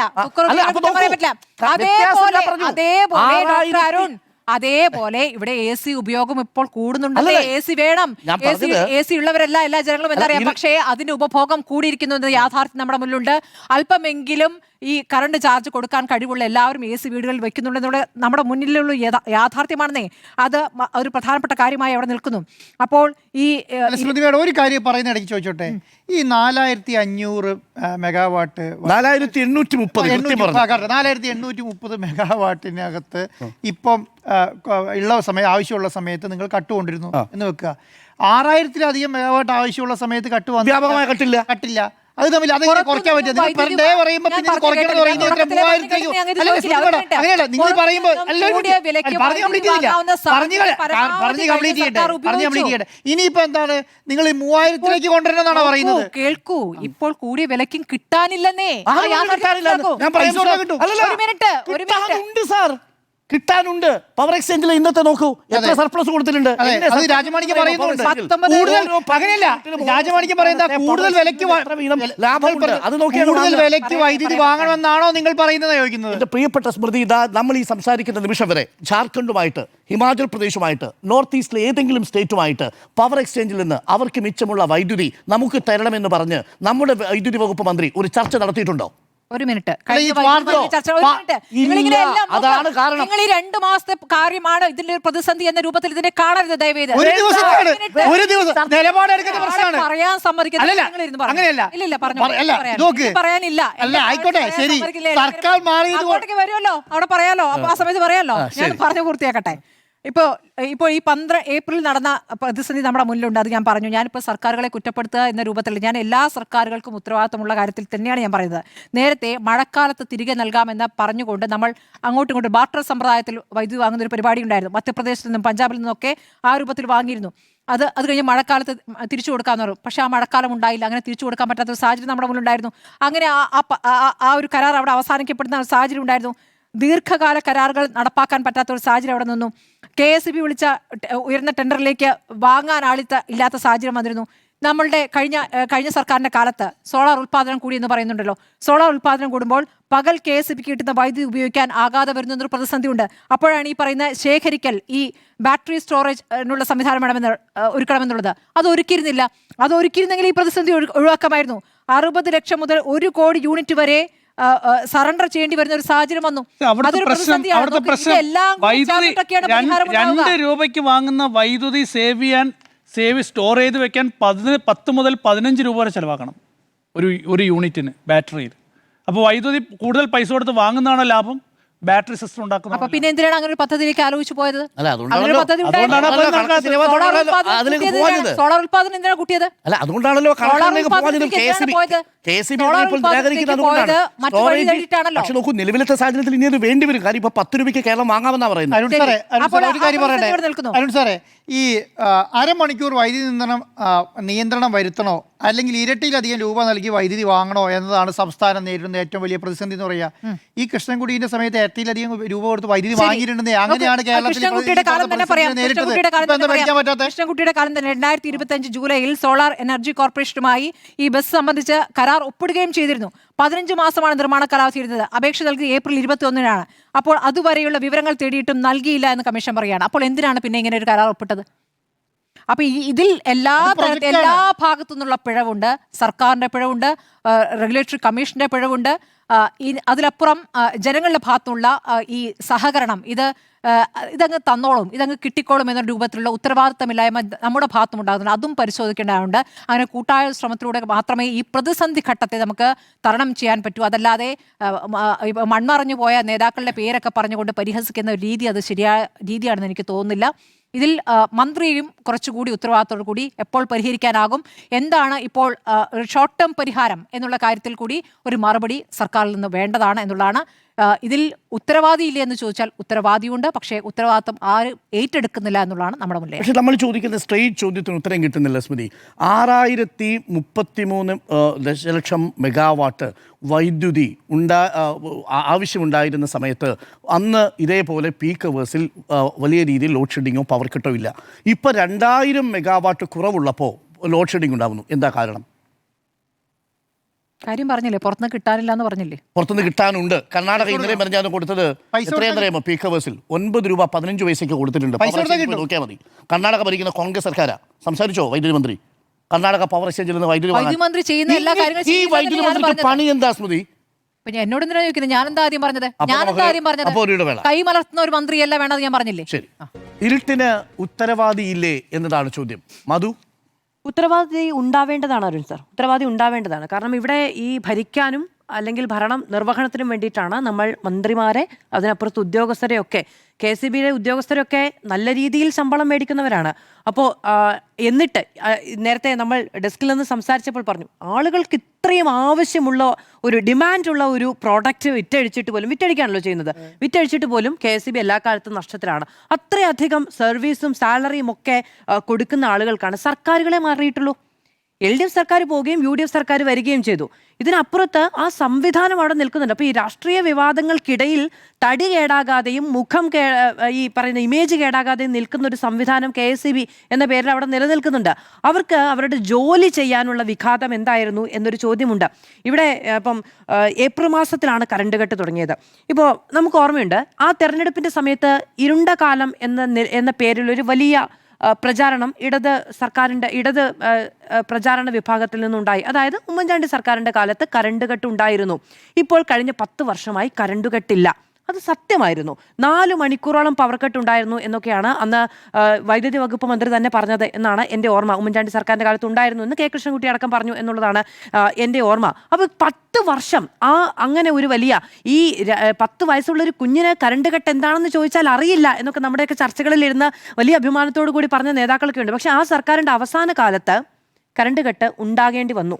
ആ സമയത്ത് പവർ കട്ട് ഉണ്ടായി. പവർ കട്ട്, അതായത് ഈ വൈദ്യുതി നിയന്ത്രണം ഒഫീഷ്യലായി പ്രഖ്യാപിക്കേണ്ടി വരുന്ന സാഹചര്യം പോലും ഉണ്ടായി. അന്ന് നമ്മൾ വാർത്ത കൊടുക്കുകയും ചെയ്തു. നമ്മുടെ കാർഡിൽ തന്നെ പറയുന്നതാണ്, സംസ്ഥാനത്ത് പ്രഖ്യാപിത വൈദ്യുതി നിയന്ത്രണം, വൈദ്യുതി മുടക്കം SMS ആയി മുൻകൂട്ടി അറിയിക്കും. 15 മിനിറ്റ് മുതൽ അരമണിക്കൂർ വരെ നിയന്ത്രണം ഉണ്ടാകും എന്ന് കേരളത്തിലെ മാധ്യമങ്ങളെല്ലാം നമ്മളടക്കം റിപ്പോർട്ട് ചെയ്യുകയും ചെയ്ത സാഹചര്യമുണ്ട്. അത് ഏപ്രിൽ മാസത്തിലാണ്. അന്ന് ഈ പറയുന്ന K. കൃഷ്ണൻകുട്ടി പറഞ്ഞ ചില കാര്യങ്ങളുണ്ട്. ഉപഭോഗം കൂടുന്നു. ഇന്ന് സണ്ണി ജോസഫ് പറയുന്നത് എന്താണ്? ഉപഭോഗം കൂടുന്നു. പിന്നെ ഡാമുകളിൽ വെള്ളമില്ല. ഇന്ന് സണ്ണി ജോസഫ് പറയുന്നത് ഡാമുകളിൽ വെള്ളമില്ല. ഇന്നലെ ഏതാണ്ട് 1000 മെഗാവാട്ട് അധിക വൈദ്യുതി ഉൽപ്പാദനം വേണ്ടി വന്നു, അധിക വൈദ്യുതി ആവശ്യം വന്നു എന്നാണ് രാജമാണിക്യം നേരത്തെ വാർത്താ സമ്മേളനത്തിൽ പറയുകയും ചെയ്തത്. 10 ലക്ഷം മെഗാവാട്ടാണ് അധിക ആവശ്യം കഴിഞ്ഞ വർഷത്തെ സമയത്തിൽ നിന്ന് കമ്പയർ ചെയ്യുകയാണെങ്കിൽ. കടം വാങ്ങിയ വൈദ്യുതി സെപ്റ്റംബർ 15 വരെയും തിരിച്ചു കൊടുക്കേണ്ടി വരുന്ന സാഹചര്യമുണ്ട്. നമുക്ക് അന്ന് കടം വാങ്ങിയ വൈദ്യുതി ഉപയോഗിക്കാൻ കഴിയുന്നത്, അതായത് ഹ്രസ്വകാല കരാറുകൾ അവസാനിക്കുന്നത് ഏറ്റവും അവസാനത്തോടു കൂടിയാണ്. ഹ്രസ്വകാല കരാറുകൾ അന്ന് ഉണ്ടായിരുന്നു. നമ്മുടെ തിരുവനന്തപുരം ബ്യൂറോ ഒക്കെ റിപ്പോർട്ട് ചെയ്തിട്ടുണ്ട്. അത് അവസാന സമയത്താണ് അതിന്റെ കാലാവധി കൂടി കഴിയുന്ന സാഹചര്യം ഉണ്ടായത്. അങ്ങനെ 100-200 മെഗാവാട്ടിന്റെ ഒക്കെ വിവിധ കരാറുകൾ ആ സമയത്ത് റദ്ദാവുകയും ചെയ്തു. അത് ഈ കടം വാങ്ങിയ, അതായത് നമുക്ക് ആവശ്യമുള്ള സമയത്ത് നമ്മൾ വാങ്ങിയ വൈദ്യുതി സാധാരണഗതിയിൽ നമ്മൾ ഈ കാലവർഷക്കാലത്താണ് തിരിച്ചു കൊടുക്കുക. നമുക്കപ്പം പ്രൊഡക്ഷൻ കൂടുതലായിരിക്കും. പക്ഷേ നമുക്ക് വേനൽ മഴ കിട്ടിയില്ല. കാലവർഷവും സത്യം പറഞ്ഞാൽ ഇന്നു മുതലൊക്കെയാണ് മര്യാദയ്ക്ക് കിട്ടിത്തുടങ്ങുകയും ചെയ്യുന്നത്. സെപ്റ്റംബർ 15 വരെ കടം വാങ്ങിയ വൈദ്യുതി തിരിച്ചു കൊടുക്കേണ്ടി വരുന്ന സാഹചര്യമുണ്ട്. ഇനി കഴിഞ്ഞ വർഷം ഈ സമയത്ത് നമ്മുടെ വൈദ്യുതോൽപാദനമുള്ള ഡാമുകളിലെ ജലനിരപ്പ് എന്ന് പറയുന്നത് 47 മുതൽ 59. ഇപ്പം 2023 കാര്യം സുനിൽ സാർ പറഞ്ഞല്ലോ. 2023 ഈ സമയത്ത് നമ്മുടെ ഡാമുകളിലെ ഈ പറയുന്ന ജലനിരപ്പ് എന്ന് പറയുന്നത് 47 മുതൽ 59% വരെയാണ്. ഹിന്ദുവിന്റെ റിപ്പോർട്ടാണ്. ഇപ്പോൾ അത് 21% എന്നതാണ്. അല്ല, ജലനിരപ്പ് കഴിഞ്ഞ വർഷം 47 മുതൽ 59% വരെയായിരുന്നു. 2023 അങ്ങ് പറഞ്ഞ ആ സമയത്ത് 37%. ഇപ്പോൾ അത് 21% എന്നതുകൂടി നമ്മൾ മനസ്സിലാക്കേണ്ടതുണ്ട്. അപ്പോൾ ഈ ഏപ്രിൽ മാസത്തിൽ അന്നത്തെ വൈദ്യുതി മന്ത്രി പറഞ്ഞ അതേ കാര്യങ്ങൾ തന്നെയാണ് ഇപ്പോൾ സണ്ണി ജോസഫും പറയുന്നത്. പക്ഷെ അന്ന് പ്രതിഷേധം, അന്ന് ഞാൻ ഇന്നലെയും പറഞ്ഞതാണ്, അന്ന് യൂത്ത് കോൺഗ്രസ്സുകാർ പോയിട്ട് സമരം ചെയ്തു, മെഴുകുതിരി കത്തിച്ച് സമരം ചെയ്തു. ഇപ്പോൾ ഇന്ന് ഡിവൈഎഫ്ഐക്കാർ പോയിട്ട് മെഴുകുതിരി കത്തിച്ച് സമരം ചെയ്യുന്നുമുണ്ട് എന്നത് പ്രധാനമാണ്. പിന്നെ വേനൽ മഴ കനിഞ്ഞില്ല എന്നത് പ്രധാനമാണ്. അന്ന് കൃഷ്ണൻകുട്ടി പറഞ്ഞൊരു കാര്യമാണ്, വേനൽ മഴ കഴിഞ്ഞില്ലെങ്കിൽ പ്രതിസന്ധി രൂക്ഷമാകും. അദ്ദേഹത്തിന്റെ പ്രതികരണം ഞാൻ കോട്സിലിട്ട് വെച്ചിരിക്കുന്നതാണ്. വേനൽ മഴ കനിഞ്ഞില്ലെങ്കിൽ പ്രതിസന്ധി രൂക്ഷമാകും. വേനൽ മഴയും കനിഞ്ഞില്ല, കാലവർഷവും മര്യാദയ്ക്ക് കനിഞ്ഞില്ല എന്നുള്ളൊരു പ്രശ്നം കൂടി നമുക്ക് അതിനുശേഷം ഉണ്ടായി എന്നതുകൂടിയുണ്ട്. ജനങ്ങൾ സഹകരിക്കണം. 2 വൈദ്യുതി വകുപ്പ് മന്ത്രിമാരും പറഞ്ഞ കാര്യമാണ്. ഇനി സർക്കാർ, നേരത്തെ ആൻഡ്രു സാർ പറഞ്ഞത് ശരിയാണ്, സർക്കാർ 2 കാര്യങ്ങളാണ് പരിഗണിക്കുന്നത്. ഒന്ന്, കൂടിയ നിരക്കിൽ ഏതാണ്ട് 250 ഇരട്ടിയോളം തുകയ്ക്ക് വൈദ്യുതി വാങ്ങണമോ, അരമണിക്കൂർ പവർ കട്ട് ഏർപ്പെടുത്തണമോ എന്നുള്ള 2 കാര്യങ്ങളാണ് ഇപ്പോൾ സർക്കാർ പരിഗണിക്കുന്നത് എന്ന് പറയുന്നു. ഇതിൽ ഏതാണ് നിങ്ങൾ പരിഗണിക്കുന്നത് എന്നും ഏതാണ് KSEB ചെയ്യാൻ പോകുന്നത് എന്നും എങ്ങനെയാണ് ഈ വൈദ്യുതി നിയന്ത്രണം നടപ്പിലാക്കാൻ പോകുന്നത് എന്നും മറ്റുള്ളതൊക്കെ അവിടെ നിൽക്കട്ടെ. സാങ്കേതിക കാര്യങ്ങളാണല്ലോ പ്രതിസന്ധി. നേരത്തെ കൃഷ്ണൻകുട്ടി പറഞ്ഞതുപോലെ മഴ പെയ്യുമോ ഇല്ലയോ എന്നൊക്കെ തലേ ദിവസങ്ങളിലൊക്കെയാണ് അലേർട്ടൊക്കെ വരുന്നത്. അത് 2-3 മാസം മുമ്പ് നമുക്ക് അങ്ങനെ ഫോർകാസ്റ്റ് ചെയ്യാനൊന്നും പറ്റില്ല. അങ്ങനെയാണെങ്കിൽ നമ്മുടെ ഇത്രയും വലിയ ദുരന്തങ്ങൾക്ക് നമ്മുടെ സംസ്ഥാനം ഇരയാകേണ്ടി വരുന്ന സാഹചര്യവും ഉണ്ടാകില്ലായിരുന്നു. അപ്പോൾ അതൊക്കെ പോകട്ടെ, ഇതെങ്ങനെയാണ് നിങ്ങൾ പ്ലാൻ ചെയ്യുന്നത്? ഏത് മേഖലകളിൽ ഏത് സമയത്താണ് പവർ കട്ട് നടപ്പിലാക്കുക എന്നതടക്കമുള്ള കാര്യങ്ങൾ ജനങ്ങളോട് പറയാനുള്ള ഉത്തരവാദിത്വമുണ്ട്. KSEBക്കും ഉണ്ട്, വൈദ്യുതി വകുപ്പ് മന്ത്രിക്കുമുണ്ട്. അദ്ദേഹം നേരത്തെ സ്മൃതി മാഡം പറഞ്ഞതുപോലെ 2 കൈയും നിവർത്തി കാണിക്കുകയാണ്. എനിക്കറിയില്ല എന്ന് പറയാൻ എന്തിനാണ് ഒരു വൈദ്യുതി വകുപ്പ് മന്ത്രി എന്ന് എനിക്ക് മനസ്സിലാകുന്നില്ല. മാത്രമല്ല, അത് ഞാനിപ്പോൾ മനസ്സിലാക്കുന്നത് ഡിസംബർ വരെയും ഈ വൈദ്യുതി നിയന്ത്രണം തുടരേണ്ടി വരുന്ന സാഹചര്യം ഉണ്ടാകും എന്നതാണ്. അപ്പോൾ ഈ ഏപ്രിൽ മാസത്തോടു കൂടി തുടങ്ങിയതാണ് വൈദ്യുതി നിയന്ത്രണം. അതിനുശേഷം നമുക്ക് ഡാമുകളിൽ ജലനിരപ്പ് ഉയരാൻ അനുപാതത്തിൽ മഴ കിട്ടിയിട്ടില്ല. വേനൽക്കാലത്തും കിട്ടിയിട്ടില്ല, മഴക്കാലത്തും കിട്ടിയിട്ടില്ല. അതുകൊണ്ട് തന്നെ ഇത് തുടരും എന്നുള്ളതാണ്. നമുക്ക് ഇന്റേണൽ പ്രൊഡക്ഷൻ വർദ്ധിപ്പിക്കാനുള്ള ഒരു സാഹചര്യവും അതിനുശേഷം ഉണ്ടായിട്ടില്ല എന്നത് യാഥാർത്ഥ്യമാണ്. രാജമാണിക്യം വാർത്താസമ്മേളനം നടത്തിയത് ശരി, ഓക്കെ. പക്ഷേ വാർത്താസമ്മേളനം നടത്തേണ്ടതും ജനങ്ങളോട് ഈ കാര്യങ്ങൾ വ്യക്തമാക്കി പറയേണ്ടതും രാജമാണിക്യമല്ല. അതിനു വേണ്ടിയിട്ടാണ് സണ്ണി ജോസഫ് എന്ന് പറയുന്ന വൈദ്യുതി വകുപ്പ് മന്ത്രിയുള്ളത്. അദ്ദേഹത്തിന് ഈ കാര്യങ്ങൾ എനിക്ക് അദ്ദേഹം KPCCയുടെ ലീഡറായിട്ട് വന്ന സമയത്ത് എല്ലാവരെയും ഒരുമിച്ച് കൊണ്ടുപോകാൻ കഴിയുന്ന മികച്ച സംഘാടകനായിരുന്നു എന്നൊക്കെയാണ് അദ്ദേഹത്തിന്റെ പേരിൽ കേട്ട വിശേഷണങ്ങൾ. ഇലക്ഷന്റെ സമയത്ത് ആ പ്രശ്നങ്ങളിൽ ഏറ്റവും കൂടുതൽ കോൺട്രിബ്യൂട്ട് ചെയ്ത ഒരാൾ അന്ന് ഈ KPCC അധ്യക്ഷൻ കൂടിയായ സണ്ണി ജോസഫാണ്. കെ സുധാകരനൊക്കെ പ്രശ്നം നമുക്ക് ഓർമ്മയുണ്ടാകുമല്ലോ. അതൊന്ന്, അദ്ദേഹം വൈദ്യുതി വകുപ്പ് മന്ത്രിയാകുന്നു. അദ്ദേഹത്തിന് കൃത്യമായി ഈ കാര്യങ്ങൾ വിശദീകരിക്കാൻ പോലും കഴിയുന്നില്ല. വിശദീകരിക്കാൻ അദ്ദേഹത്തിനൊട്ട് താല്പര്യവുമില്ല എന്നതാണ് അതിൻ്റെ കോമഡി. മാധ്യമങ്ങൾ കാണുന്ന സമയത്ത് അദ്ദേഹം പ്രക്ഷുബ്ധനാവുകയൊക്കെയാണ് ചെയ്യുന്നത്. 1-2 വാക്കുകൾ പറഞ്ഞ് ഇത്രേ പറയാനുള്ളൂ എന്ന നിലയ്ക്ക് അദ്ദേഹം പോവുകയൊക്കെയാണ് ചെയ്യുന്നത്. ഇങ്ങനൊരു പ്രതിസന്ധി LDFന്റെ കാലത്ത് ഈ പറയുന്ന അവസാന സമയത്ത് തന്നെ ആയിരുന്ന സമയത്ത് എന്തൊക്കെ പ്രതിഷേധങ്ങളും പ്രക്ഷോഭങ്ങളും ഈ പരിഹാസങ്ങളും ഒക്കെ ഉണ്ടായതാണ്. എന്നിട്ട് അത് അന്ന് പ്രതിപക്ഷ നേതാവായിരുന്ന VD സതീശൻ തന്നെ ഇത് മുൻകൂട്ടി കാണാത്തതിന്റെ പേരിലുണ്ടായ വൈദ്യുതി പ്രതിസന്ധി എന്നാണ് പറഞ്ഞത്. ആ മുൻകൂട്ടി കാണാഴിക സ്വാഭാവികമായിട്ടും ഉണ്ടായിട്ടുണ്ട്. KCBയുടെ ഭാഗത്തു നിന്നാണ് ഉണ്ടായത്. ഇതിന് പരിഹാരം കാണാൻ ഉത്തരവാദിത്തപ്പെട്ട ഒരു സർക്കാരും ഈ പറയുന്ന KCBയും ഇവിടെ നിൽക്കുന്ന സമയത്തും ഇപ്പോഴും അതിന് എന്താണ് പരിഹാരം, എന്താണ് സർക്കാരിന് മുന്നിലുള്ളത് എന്നതുപോലും വിശദീകരിക്കാതെ, ഇനി ഈ പ്രതിസന്ധി ഇത്ര രൂക്ഷമാണെങ്കിൽ അത് മര്യാദയ്ക്ക് വന്ന് ജനങ്ങളുടെ മുന്നിൽ നിന്ന് പറയാൻ പോലും കഴിയാത്ത എന്ത് പ്രതിസന്ധിയാണ്, എന്ത് പ്രശ്നമാണ് ഇവർക്കുള്ളത് എന്നതുപോലും മനസ്സിലാക്കാൻ കഴിയുന്നില്ല. മുഖ്യമന്ത്രിയുടെ കഴിഞ്ഞ ദിവസത്തെ പബ്ലിക് പരിപാടിക്കിടയിൽ കറണ്ട് പോയി, ശരിയാണ്. അദ്ദേഹം പിന്നീട് കുറച്ച് നേരം കഴിഞ്ഞ് കറണ്ട് വന്നതിന് ശേഷമാണ് അദ്ദേഹത്തിന് പ്രസംഗം തുടരാൻ കഴിയുന്നത്. നമ്മുടെയൊക്കെ ചർച്ചകൾ വന്നിരിക്കുന്ന സമയത്തൊക്കെ വലിയ ട്രോളുകൾ ഉണ്ടാവുകയാണ്. ഈ നിലയ്ക്ക് ഇങ്ങനെ ഇത്രയും ഉത്തരവാദിത്തരഹിതമായി കൈകാര്യം ചെയ്യേണ്ട ഒരു കാര്യമാണ് ഇപ്പോഴത്തെ വൈദ്യുതി പ്രതിസന്ധി എന്ന് ഞാൻ വിചാരിക്കുന്നില്ല. അത് മര്യാദയ്ക്ക് ജനങ്ങളോട് ഈ കാര്യങ്ങൾ വിശദീകരിക്കേണ്ടതുണ്ട്. ഈ കറണ്ട് കട്ടാണ് എങ്കിൽ അത് കൃത്യമായി നടപ്പിലാക്കണം. ജനങ്ങൾ അതിനനുസരിച്ച് അവരുടെ ജീവിതം ഷെഡ്യൂൾ ചെയ്യും എന്നുള്ളതാണ്, കാര്യങ്ങൾ ഷെഡ്യൂൾ ചെയ്യും എന്നുള്ളതാണ്. ഇപ്പം നേരത്തെ ഒരു വയസ്സായ അമ്മൂമ്മ പറയാണ്, വൈകുന്നേരം രാത്രി ഒന്നും ബാത്റൂമിൽ പോകാൻ കഴിയാത്ത സാഹചര്യം. ആ നിലയ്ക്ക് ഇരുട്ടിലേക്ക് തള്ളിയിട്ടുകൊണ്ടല്ല ഈ പ്രശ്നങ്ങൾ പരിഹരിക്കേണ്ടത്. കൃത്യമായ സമയക്രമം ഏറ്റവും വേഗത്തിൽ പ്രാബല്യത്തിൽ വരുത്തേണ്ടതുണ്ട്. ഓക്കെ, ഇരുട്ടിന് ഉത്തരവാദിയില്ലേ എന്നതാണ് ചോദ്യം. ഇരുട്ടിന് ഉത്തരവാദിത്വമുണ്ട്, ആ ഉത്തരവാദിത്വം മന്ത്രിക്കാണ് എന്നുള്ളതാണ്. വി.ഡി. സതീശൻ മന്ത്രിയാവുന്ന സമയത്ത്, മുഖ്യമന്ത്രിയാവുന്ന സമയത്ത് നടത്തിയ ഒരു പ്രസ്താവന ഇങ്ങനെയായിരുന്നു: ഈ സർക്കാർ അധികാരത്തിൽ വരുന്നതിനും 2.5 വർഷം മുമ്പേ ഞങ്ങൾ കേരളത്തെ രക്ഷിക്കാൻ വേണ്ടിയുള്ള പദ്ധതികളെക്കുറിച്ച് ആലോചിച്ചിരുന്നു എന്നുള്ളതാണ്. അതായത് പ്രതിപക്ഷത്തായിരുന്നപ്പോൾ അതിൻ്റെ പാതി വർഷവും കേരളത്തെ രക്ഷിക്കാൻ വേണ്ടിയുള്ള പദ്ധതികൾ ആലോചിച്ചതിന് ശേഷമാണ് വി.ഡി. സതീശൻ സർക്കാർ അധികാരത്തിലെത്തി പിറ്റേ ദിവസം മുതൽ കേരളത്തിൽ വ്യാപകമായി പവർ കട്ട് കൊണ്ടുവരുന്നത് എന്നുള്ളതാണ്. കേരളം കാണാതിരുന്ന പലതും കേരളം കാണും എന്ന് പറഞ്ഞു.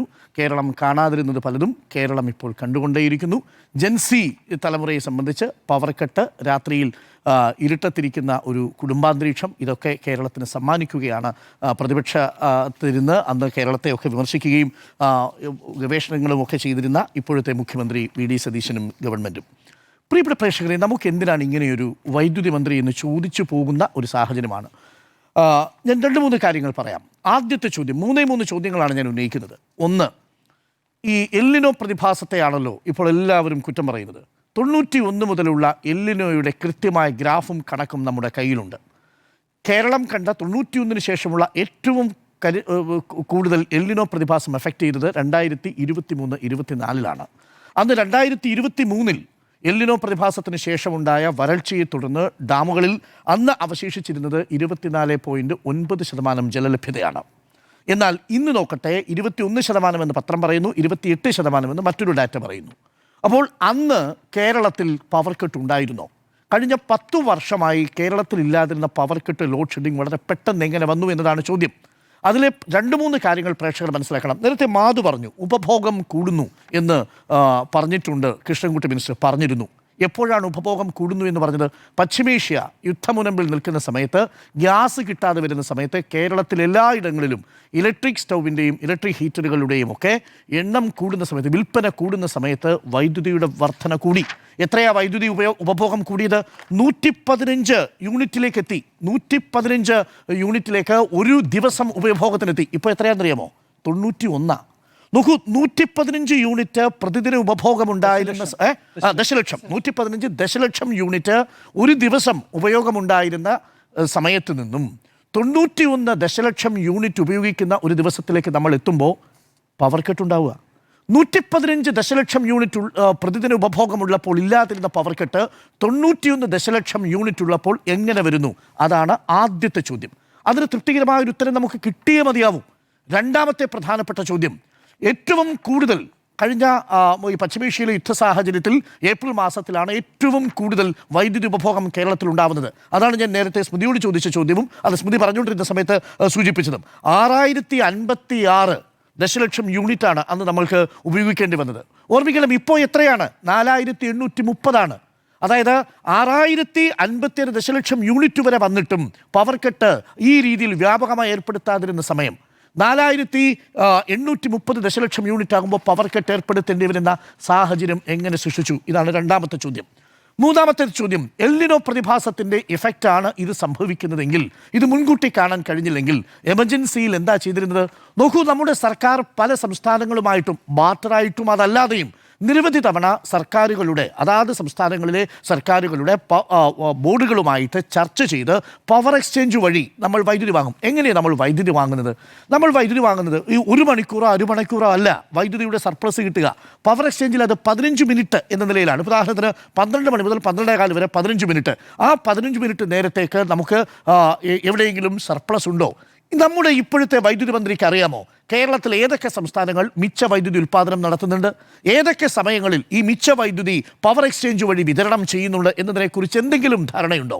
ഇനി അങ്ങനെ ധാരണയുണ്ടെങ്കിൽ ഏതെങ്കിലും സംസ്ഥാനങ്ങളുമായി വൈദ്യുതി വാങ്ങാനുള്ള ഒരു കരാറിൽ ഒപ്പിടുകയോ ഒരു ചർച്ച നടത്തുകയോ ആ പവർ എക്സ്ചേഞ്ചുമായി ഏതെങ്കിലും തരത്തിലുള്ള ഒരു എൻക്വയറി എങ്കിലും നടത്തിയിട്ടുണ്ടോ എന്നുള്ളതാണ്. എൻ്റെ അറിവിൽ ഒരു രാഷ്ട്രീയ നീക്കവും ഈ വിഷയത്തിൽ ഉണ്ടായിട്ടില്ല കേട്ടോ. ഒരു രാഷ്ട്രീയ നീക്കവും ഒരു സംസ്ഥാനവുമായിട്ട് ഉണ്ടായിരുന്നില്ല. എന്നാൽ LDF സർക്കാരിൻ്റെ കാലത്ത് അങ്ങനെയല്ല. ഹിമാചൽ പ്രദേശ് സർക്കാരുമായിട്ട്, ഛത്തീസ്ഗഡുമായിട്ട്, നോർത്ത് ഈസ്റ്റേൺ സ്റ്റേറ്റുമായിട്ട്, ബാട്ട് സമ്പ്രദായത്തിൽ മധ്യപ്രദേശും പഞ്ചാബുമായിട്ട് വിവിധ സംസ്ഥാനങ്ങളിൽ ഏതെങ്കിലും തരത്തിൽ വേനൽ മഴ കുറയുന്നു എന്ന് കാണുന്ന ഘട്ടത്തിൽ ആ സമയങ്ങളിൽ ഏതെങ്കിലും സാഹചര്യങ്ങളിൽ വൈദ്യുതി 2023 ഡാമുകളിൽ ജലനിരപ്പ് 24% താഴുന്ന ഘട്ടത്തിൽ ആ സാഹചര്യങ്ങളിൽ അതാത് സംസ്ഥാനങ്ങളിലെ മിച്ചമുള്ള വൈദ്യുതി വാങ്ങാനുള്ള ശ്രമം നടത്തിയിരുന്നു. ശരിയാണ്, 9 രൂപയ്ക്കും 10 രൂപയ്ക്കും ഒക്കെ ചിലപ്പോൾ എമർജൻസി സാഹചര്യങ്ങളിൽ വൈദ്യുതി വാങ്ങേണ്ടി വരുന്ന സാഹചര്യമാണ്. എന്തുകൊണ്ട് വാങ്ങിയില്ല? എൻ്റെ ചോദ്യം ഇതാണ്. ബഹുമാനപ്പെട്ട വൈദ്യുതി വകുപ്പ് മന്ത്രിക്ക് അറിയില്ലേ, നമ്മുടെ തൊട്ടടുത്ത സംസ്ഥാനമായ കർണാടക കഴിഞ്ഞ 2 ദിവസമായിട്ട് മിച്ച വൈദ്യുതി കൊടുക്കുന്നുണ്ട്. കർണാടക വൈദ്യുതി വിറ്റ് 9 രൂപ 8 പൈസയ്ക്കാണ്.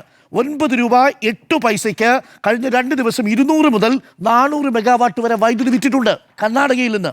കർണാടക സർക്കാർ UDF അല്ലേ ഭരിക്കുന്നത്? അവിടെ DK ശിവകുമാറുമായിട്ട് സംസാരിക്കാൻ സംസ്ഥാനത്തെ മുഖ്യമന്ത്രിക്ക് എന്താ ഇത്ര ബുദ്ധിമുട്ട്?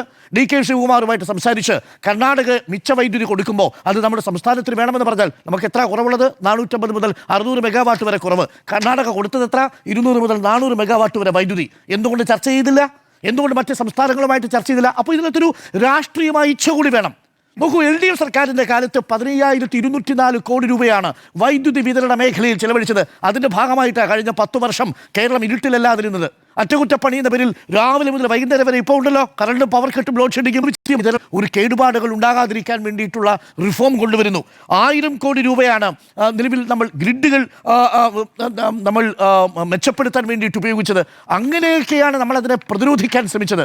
പക്ഷെ ഒരു ദീർഘവീക്ഷണവുമില്ലാതെ അധികാരത്തിലെത്തി പിറ്റേ ദിവസം വരുന്ന ഒരു വലിയ പ്രതിസന്ധി മറികടക്കാൻ ഒരു ക്രൈസിസ് മാനേജ്മെൻറ്റും ചെയ്യാതെ വൈദ്യുതി മന്ത്രി പറയാണ് ഇത് എത്ര കാലം തുടരുമെന്ന് അറിയില്ലത്രേ. നോക്കൂ, ഒരു ക്രൈസിസ് മാനേജറുടെ വാക്കുകളാണോ അത്? ആ അർത്ഥത്തിൽ നമ്മുടെ വൈദ്യുതി വകുപ്പ് മന്ത്രി ദയനീയമായ പരാജയമാണ്. 2023 എൽനിനോ അടിക്കുന്ന സമയത്ത് ഓഗസ്റ്റ് ആദ്യവാരമാണ് മഴ പെയ്യുന്നത്. അന്ന് ഏപ്രിലോ മെയ്യിലോ ജൂണിലോ കാര്യമായിട്ടുള്ള മഴയില്ല. 2023 കാര്യമാണ് ഞാൻ ഈ പറയുന്നത്. 800 മെഗാവാട്ട് ഷോർട്ടേജാണ് 2023. 800 മെഗാവാട്ട്. അന്ന് ഇതേപോലെ പവർ കട്ട് ഏർപ്പെടുത്തിയില്ല. ഇതേപോലെ സംസ്ഥാനങ്ങളുടെ പവർ എക്സ്ചേഞ്ചിൽ നിന്ന് വൈദ്യുതി വാങ്ങാനുള്ള ഒരു തീരുമാനം എന്തുകൊണ്ട് എടുക്കുന്നില്ല KEB എന്നുള്ളതാണ് ഏറ്റവും പ്രധാനപ്പെട്ട ചോദ്യം. അപ്പോൾ ചുരുക്കത്തിൽ ഞാൻ സമർപ്പ ചെയ്യുന്നു. 3 ചോദ്യങ്ങളാണ്. 115 മെഗാവാട്ട് ദശലക്ഷം 115 മെഗാവാട്ട് പ്രതിദിന വൈദ്യുതി ഉപഭോഗം ഉണ്ടായിരുന്ന സാഹചര്യത്തിൽ നിങ്ങൾക്ക് പവർ കട്ടില്ല. എന്നാൽ അത് 91 ദശലക്ഷം യൂണിറ്റ് ആകുന്ന സമയത്ത് നിങ്ങൾക്ക് പവർ കട്ട് വരുന്ന സാഹചര്യം. മൊത്തം വൈദ്യുതി ഉപഭോഗം 6056 ദശലക്ഷം യൂണിറ്റ് ആവുമ്പോൾ പവർ കട്ടില്ല. മൊത്തം ഉപഭോഗം 4830 ദശലക്ഷമായി കുറയുന്ന സമയത്ത് പവർ കട്ട് വരുന്നു. മറ്റ് സംസ്ഥാനങ്ങളുമായി ചർച്ച ആലോചിക്കുന്നില്ല, കൂടിയാലോചനകളില്ല, ക്രൈസിസ് മാനേജ്മെൻ്റ് ഇല്ല എന്നുള്ളതാണ്. അപ്പോൾ എന്തിനാണ് നമുക്ക് ഇങ്ങനെയൊരു വൈദ്യുതി മന്ത്രി എന്ന് നമ്മൾ ചോദിച്ചു പോകും. ഉത്തരവാദിത്വം വൈദ്യുതി വകുപ്പിനുണ്ട്, KEB ബോർഡിനുണ്ട്. നമുക്ക് കൃത്യസമയത്ത് ഇതിന് അനുവാദം തരാത്ത റെഗുലേറ്ററി കമ്മീഷനുമുണ്ട് എന്ന കാര്യത്തിൽ ഒരു സംശയവുമില്ല. അപ്പോൾ നമ്മുടെ മുഖ്യമന്ത്രിയെ സംബന്ധിച്ചിടത്തോളം മുഖ്യമന്ത്രി സംസാരിക്കുമ്പോൾ ഇപ്പോൾ 2 സാഹചര്യങ്ങളിൽ ലൈവായിട്ട് നമ്മൾ കാണിച്ചുകൊണ്ടിരുന്നപ്പോൾ മുഖ്യമന്ത്രിയുടെ വേദിയിൽ കരണ്ടുപോയി. പക്ഷേ ചിരിക്കുന്ന മുഖ്യമന്ത്രി ആയതുകൊണ്ട് മുഖ്യമന്ത്രി അത് മാനേജ് ചെയ്യും. പക്ഷേ ചിരിക്കാത്ത മനുഷ്യരുണ്ട് ഇവിടെ, അവർക്ക് സങ്കടമുണ്ട്. അഭയെ പോലെയുള്ള ആരോഗ്യ പ്രവർത്തകയൊക്കെ വന്ന് പറയും അവർക്ക് ചിരിക്കാൻ പറ്റുന്ന സാഹചര്യമല്ല. അവർ നോക്കിക്കൊണ്ടിരുന്നൊരു പേഷ്യൻ്റാണ് ഓക്സിജൻ സിലിണ്ടർ കിട്ടാതെ പോകുന്ന സമയത്ത് വൈദ്യുതിയുടെ ക്ഷാമം മൂലം ജീവൻ നഷ്ടപ്പെടുന്നത് എന്ന അവസ്ഥയുണ്ടാവുന്നു. അത് ചെറിയ കാര്യമല്ല. കേരളത്തിലെ ചെറിയ തലമുറയും പുതിയ തലമുറയും എല്ലാം ഒരൊറ്റ കാര്യം കാര്യത്തിലാണ് ആശങ്കപ്പെട്ടിരിക്കുന്നത്. എപ്പോൾ കറണ്ട് പോകും, എപ്പോൾ കറണ്ട് വരും, ഒരു പിടിയുമില്ല എന്നുള്ളതാണ്.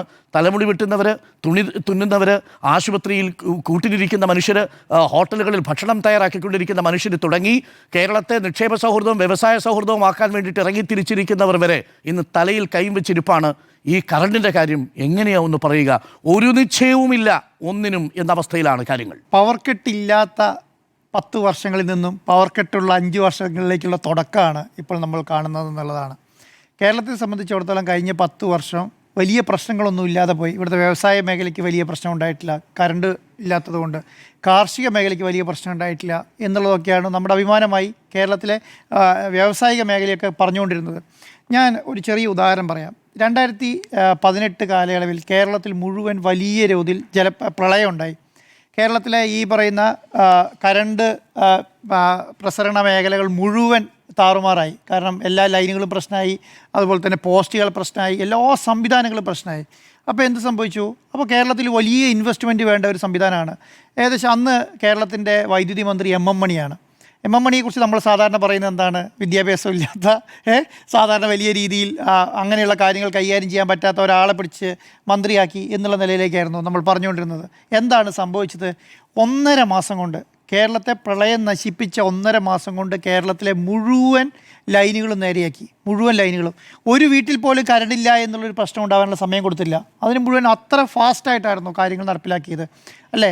ഈ പറഞ്ഞ മന്ത്രിയാണ് കേരളത്തിൽ ആദ്യമായി 5 വർഷം ഒരു ദിവസം പോലും പവർ കട്ടില്ലാതെ മുന്നോട്ട് കൊണ്ടുപോയത്. ഒരു ദിവസം പോലും 5 വർഷം പവർ കട്ടില്ലാതെ മുന്നോട്ട് കൊണ്ടുപോയി എന്ന് പറഞ്ഞാൽ, അന്ന് ഞാൻ ഇന്നൊരു എം മണിയുമായി ബന്ധപ്പെട്ട ഒരാളോട് സംസാരിക്കുകയായിരുന്നു. അദ്ദേഹത്തോട് ചോദിച്ചു, അതേ എന്ത് മാജിക്കായിരിക്കും ഈ കറണ്ടില്ലാതെ കേരളം പോകണം എന്നുള്ളത് ചെയ്യാൻ വേണ്ടി ചെയ്തിട്ടുണ്ടാവുക എന്ന് ഇദ്ദേഹത്തോട് ചോദിച്ചപ്പോൾ പറഞ്ഞ ഒറ്റ കാര്യമുള്ളൂ, ഉദ്യോഗസ്ഥന്മാരോട് വിളിച്ചുള്ളൂ, ഒറ്റ ദിവസം കറണ്ട് ഉണ്ടാവരുത്, കറണ്ട് ഇല്ലാതിരിക്കാൻ പാടില്ല, കട്ടുണ്ടാകരുത് എന്നുള്ളത്. ഒറ്റ ദിവസം പോലും കേരളത്തിൽ കട്ടുണ്ടായാൽ നിൻ്റെ പണി ഉണ്ടാവില്ല എന്ന് പറഞ്ഞു. കേരളത്തിൽ ഒറ്റ ദിവസം പോലും കട്ടുണ്ടായിട്ടില്ല എന്നുള്ളതാണ്. അതാണ് നിലപാടുള്ള രാഷ്ട്രീയക്കാരുടെയും മന്ത്രിമാരുടെയും ഗുണം എന്ന് പറയുന്നത്. കേരളത്തിൽ ഉദ്യോഗസ്ഥന്മാർ വിചാരിച്ച പല കാര്യങ്ങളും ചെയ്യാൻ കഴിയും. മനസ്സിലായി? 24-25 വർഷത്തിൽ കേരളത്തിൻ്റെ ടേൺ ഓവർ എന്ന് പറയുന്നത് 22,000 കോടി രൂപയാണ്. KCBൻ്റെ. KCB പഴയ പോലെ അല്ല കേട്ടോ, സർക്കാർ സ്ഥാപനം ആയിട്ടാണെങ്കിൽ കൂടെ ഒരു ലിമിറ്റഡ് കമ്പനിയാണ്. KCB ലിമിറ്റഡാണ്. 22,000 കോടി രൂപയാണ് ടേൺ ഓവർ. 630 കോടി രൂപയാണ് പ്രോഫിറ്റ്. KCBൻ്റെ പ്രോഫിറ്റ് 630 കോടി രൂപ. അപ്പം നേരത്തെ മാധു പറഞ്ഞതുപോലെ കേരളത്തിൽ വില കുറഞ്ഞ് വൈദ്യുതി കിട്ടുന്ന കാലങ്ങളുണ്ടല്ലോ, മഴക്കാലങ്ങൾ, മറ്റുള്ള സംസ്ഥാനങ്ങൾ വില കുറഞ്ഞ വൈദ്യുതി കിട്ടുന്ന സമയത്ത് നമുക്ക് വൈദ്യുതി വില കുറച്ച് തരുന്നുണ്ടോ? കേരളത്തിൽ ആർക്കെങ്കിലും വൈദ്യുതി വില കുറച്ച് തരുമോ? വില കുറഞ്ഞ് വൈദ്യുതി കിട്ടുന്ന സമയങ്ങളിൽ ബാക്കി എല്ലാ സംവിധാനങ്ങളും വില കുറഞ്ഞ സമയത്ത്, ഇപ്പോൾ 1 കിലോ ഉള്ളി വാങ്ങണമെങ്കിൽ വില കുറഞ്ഞ സമയത്ത് വില കുറഞ്ഞ വിലയ്ക്ക് കിട്ടൂലേ? അരി നമുക്ക് വില കുറഞ്ഞ സമയത്ത്, നമുക്ക് നിത്യോപയോഗ സാധനങ്ങളെല്ലാം വില കുറഞ്ഞ സമയത്ത് വില കുറച്ച് കിട്ടുമല്ലോ. കേരളത്തിൽ വൈദ്യുതി മാത്രം വില കുറഞ്ഞ സമയത്ത് വില കുറച്ച് കിട്ടില്ല. അതെന്താ കാരണം? അതിന് കാരണം വില കൂടിയ സമയങ്ങളിൽ ഇതേ സെയിം വിലയ്ക്ക് തരാൻ വേണ്ടിയിട്ടാണ്. മനസ്സിലായോ? അപ്പോൾ കേരളത്തിൽ വില കൂടിയ സമയങ്ങളിൽ കേരളത്തിൽ വൈദ്യുതി വില കൂടിയ വിലയ്ക്ക് വാങ്ങി തരേണ്ട ഉത്തരവാദിത്വം KCBക്കാണ്. മനസ്സിലായോ? അല്ലെങ്കിൽ നിങ്ങൾ എന്ത് ചെയ്യണം? കേരളത്തിൽ വില കുറഞ്ഞ സമയങ്ങളിൽ നമുക്ക് വില കുറച്ച് വൈദ്യുതി തരണം എന്നിട്ട് പറയാം, ഈ വിലയ്ക്ക് നിങ്ങൾക്ക് വൈദ്യുതി തരാൻ പാടും എന്ന് പറയാം. അപ്പം നിങ്ങൾക്ക് 2 രൂപയ്ക്കും 1 രൂപയ്ക്കും 50 പൈസയ്ക്കും വൈദ്യുതി കൊടുക്കാം, 1 പൈസയ്ക്ക് വൈദ്യുതി കൊടുക്കാൻ പറ്റുന്ന സമയങ്ങളുണ്ടാവും, മാസങ്ങളുണ്ടാവാം. ആ സമയത്ത് കേരളത്തിലെ വ്യവസായ സംവിധാനങ്ങളെ അതുപോലത്തെ ഉയർത്താം. വലിയ രീതിയിൽ ഇലക്ട്രിസിറ്റി ആവശ്യം വരുന്ന വ്യവസായ സ്ഥാപനങ്ങളെ വില കുറഞ്ഞ് കറണ്ട് കിട്ടുന്ന സമയത്ത് ഉപയോഗിക്കുന്ന രീതിയിലേക്ക് കേരളത്തെ മാറ്റാൻ പറ്റില്ലേ? KCB എന്താ ചെയ്തുകൊണ്ടിരിക്കുന്നത്? ഒരേ താരിഫാണ്, അല്ലേ? ഒരേ താരിഫാണ്. ആ ഒരേ താരിഫ് ഇട്ടിട്ട് നമുക്ക് വൈദ്യുതി വിൽക്കുകയാണ്. അപ്പം ഏതെങ്കിലും സമയത്ത് നമുക്ക് വില കുറച്ച് തരുന്നുണ്ടോ? അപ്പം വില കൂടിയ സമയങ്ങളിൽ വൈദ്യുതി മേടിച്ചു തരേണ്ട ഉത്തരവാദിത്തം KCBക്ക് ഉണ്ട്. അതിനാണ് പറയുന്നത് ഇച്ഛാശക്തിയുള്ള ഗവൺമെൻറ് വേണം എന്ന് പറയുന്നത്. പൂക്കി ഗവൺമെൻറ് ഉണ്ടായാൽ പോരാ. ചിരി കൊണ്ട് കാര്യങ്ങൾ നടക്കില്ല. കാലത്തിൽ വില കുറഞ്ഞ സ്ഥലങ്ങളിൽ നിങ്ങൾ വില കുറഞ്ഞ് വൈദ്യുതി തരാത്ത സമയത്ത് വില കൂടിയ സമയങ്ങളിൽ ഞങ്ങൾ പറയുന്ന വിലയ്ക്ക് തരണം, നിങ്ങൾ നിശ്ചയിച്ച വിലയ്ക്ക് തരണം. അതിന് വേണ്ടിയിട്ടാണ്. അപ്പോൾ ഇരട്ടി വിലയ്ക്ക് വാങ്ങി തരണമെന്ന് ചോദിക്കുകയാണ്. നിങ്ങൾ കേരളത്തിൽ അരമണിക്കൂർ പവർ കട്ട് ഉണ്ടാകുകയോ അല്ലെങ്കിൽ 1 മണിക്കൂർ പവർ കട്ട് ഉണ്ടാകുകയാണോ ചെയ്യേണ്ടത്? അല്ലെങ്കിൽ ഞങ്ങൾ ഇരട്ട വിലയ്ക്ക് മേടിച്ച് തരണോ ചോദിച്ചാൽ ഇരട്ടി വില മേടിച്ച് തരണം. കേരളത്തിൻ്റെ ഏകദേശം ഭൂപ്രകൃതിൻ്റെ ഇരട്ടി വലിപ്പമുണ്ടല്ലോ തമിഴ്നാടിന്, ഇല്ലേ? തമിഴ്നാട്ടിലെ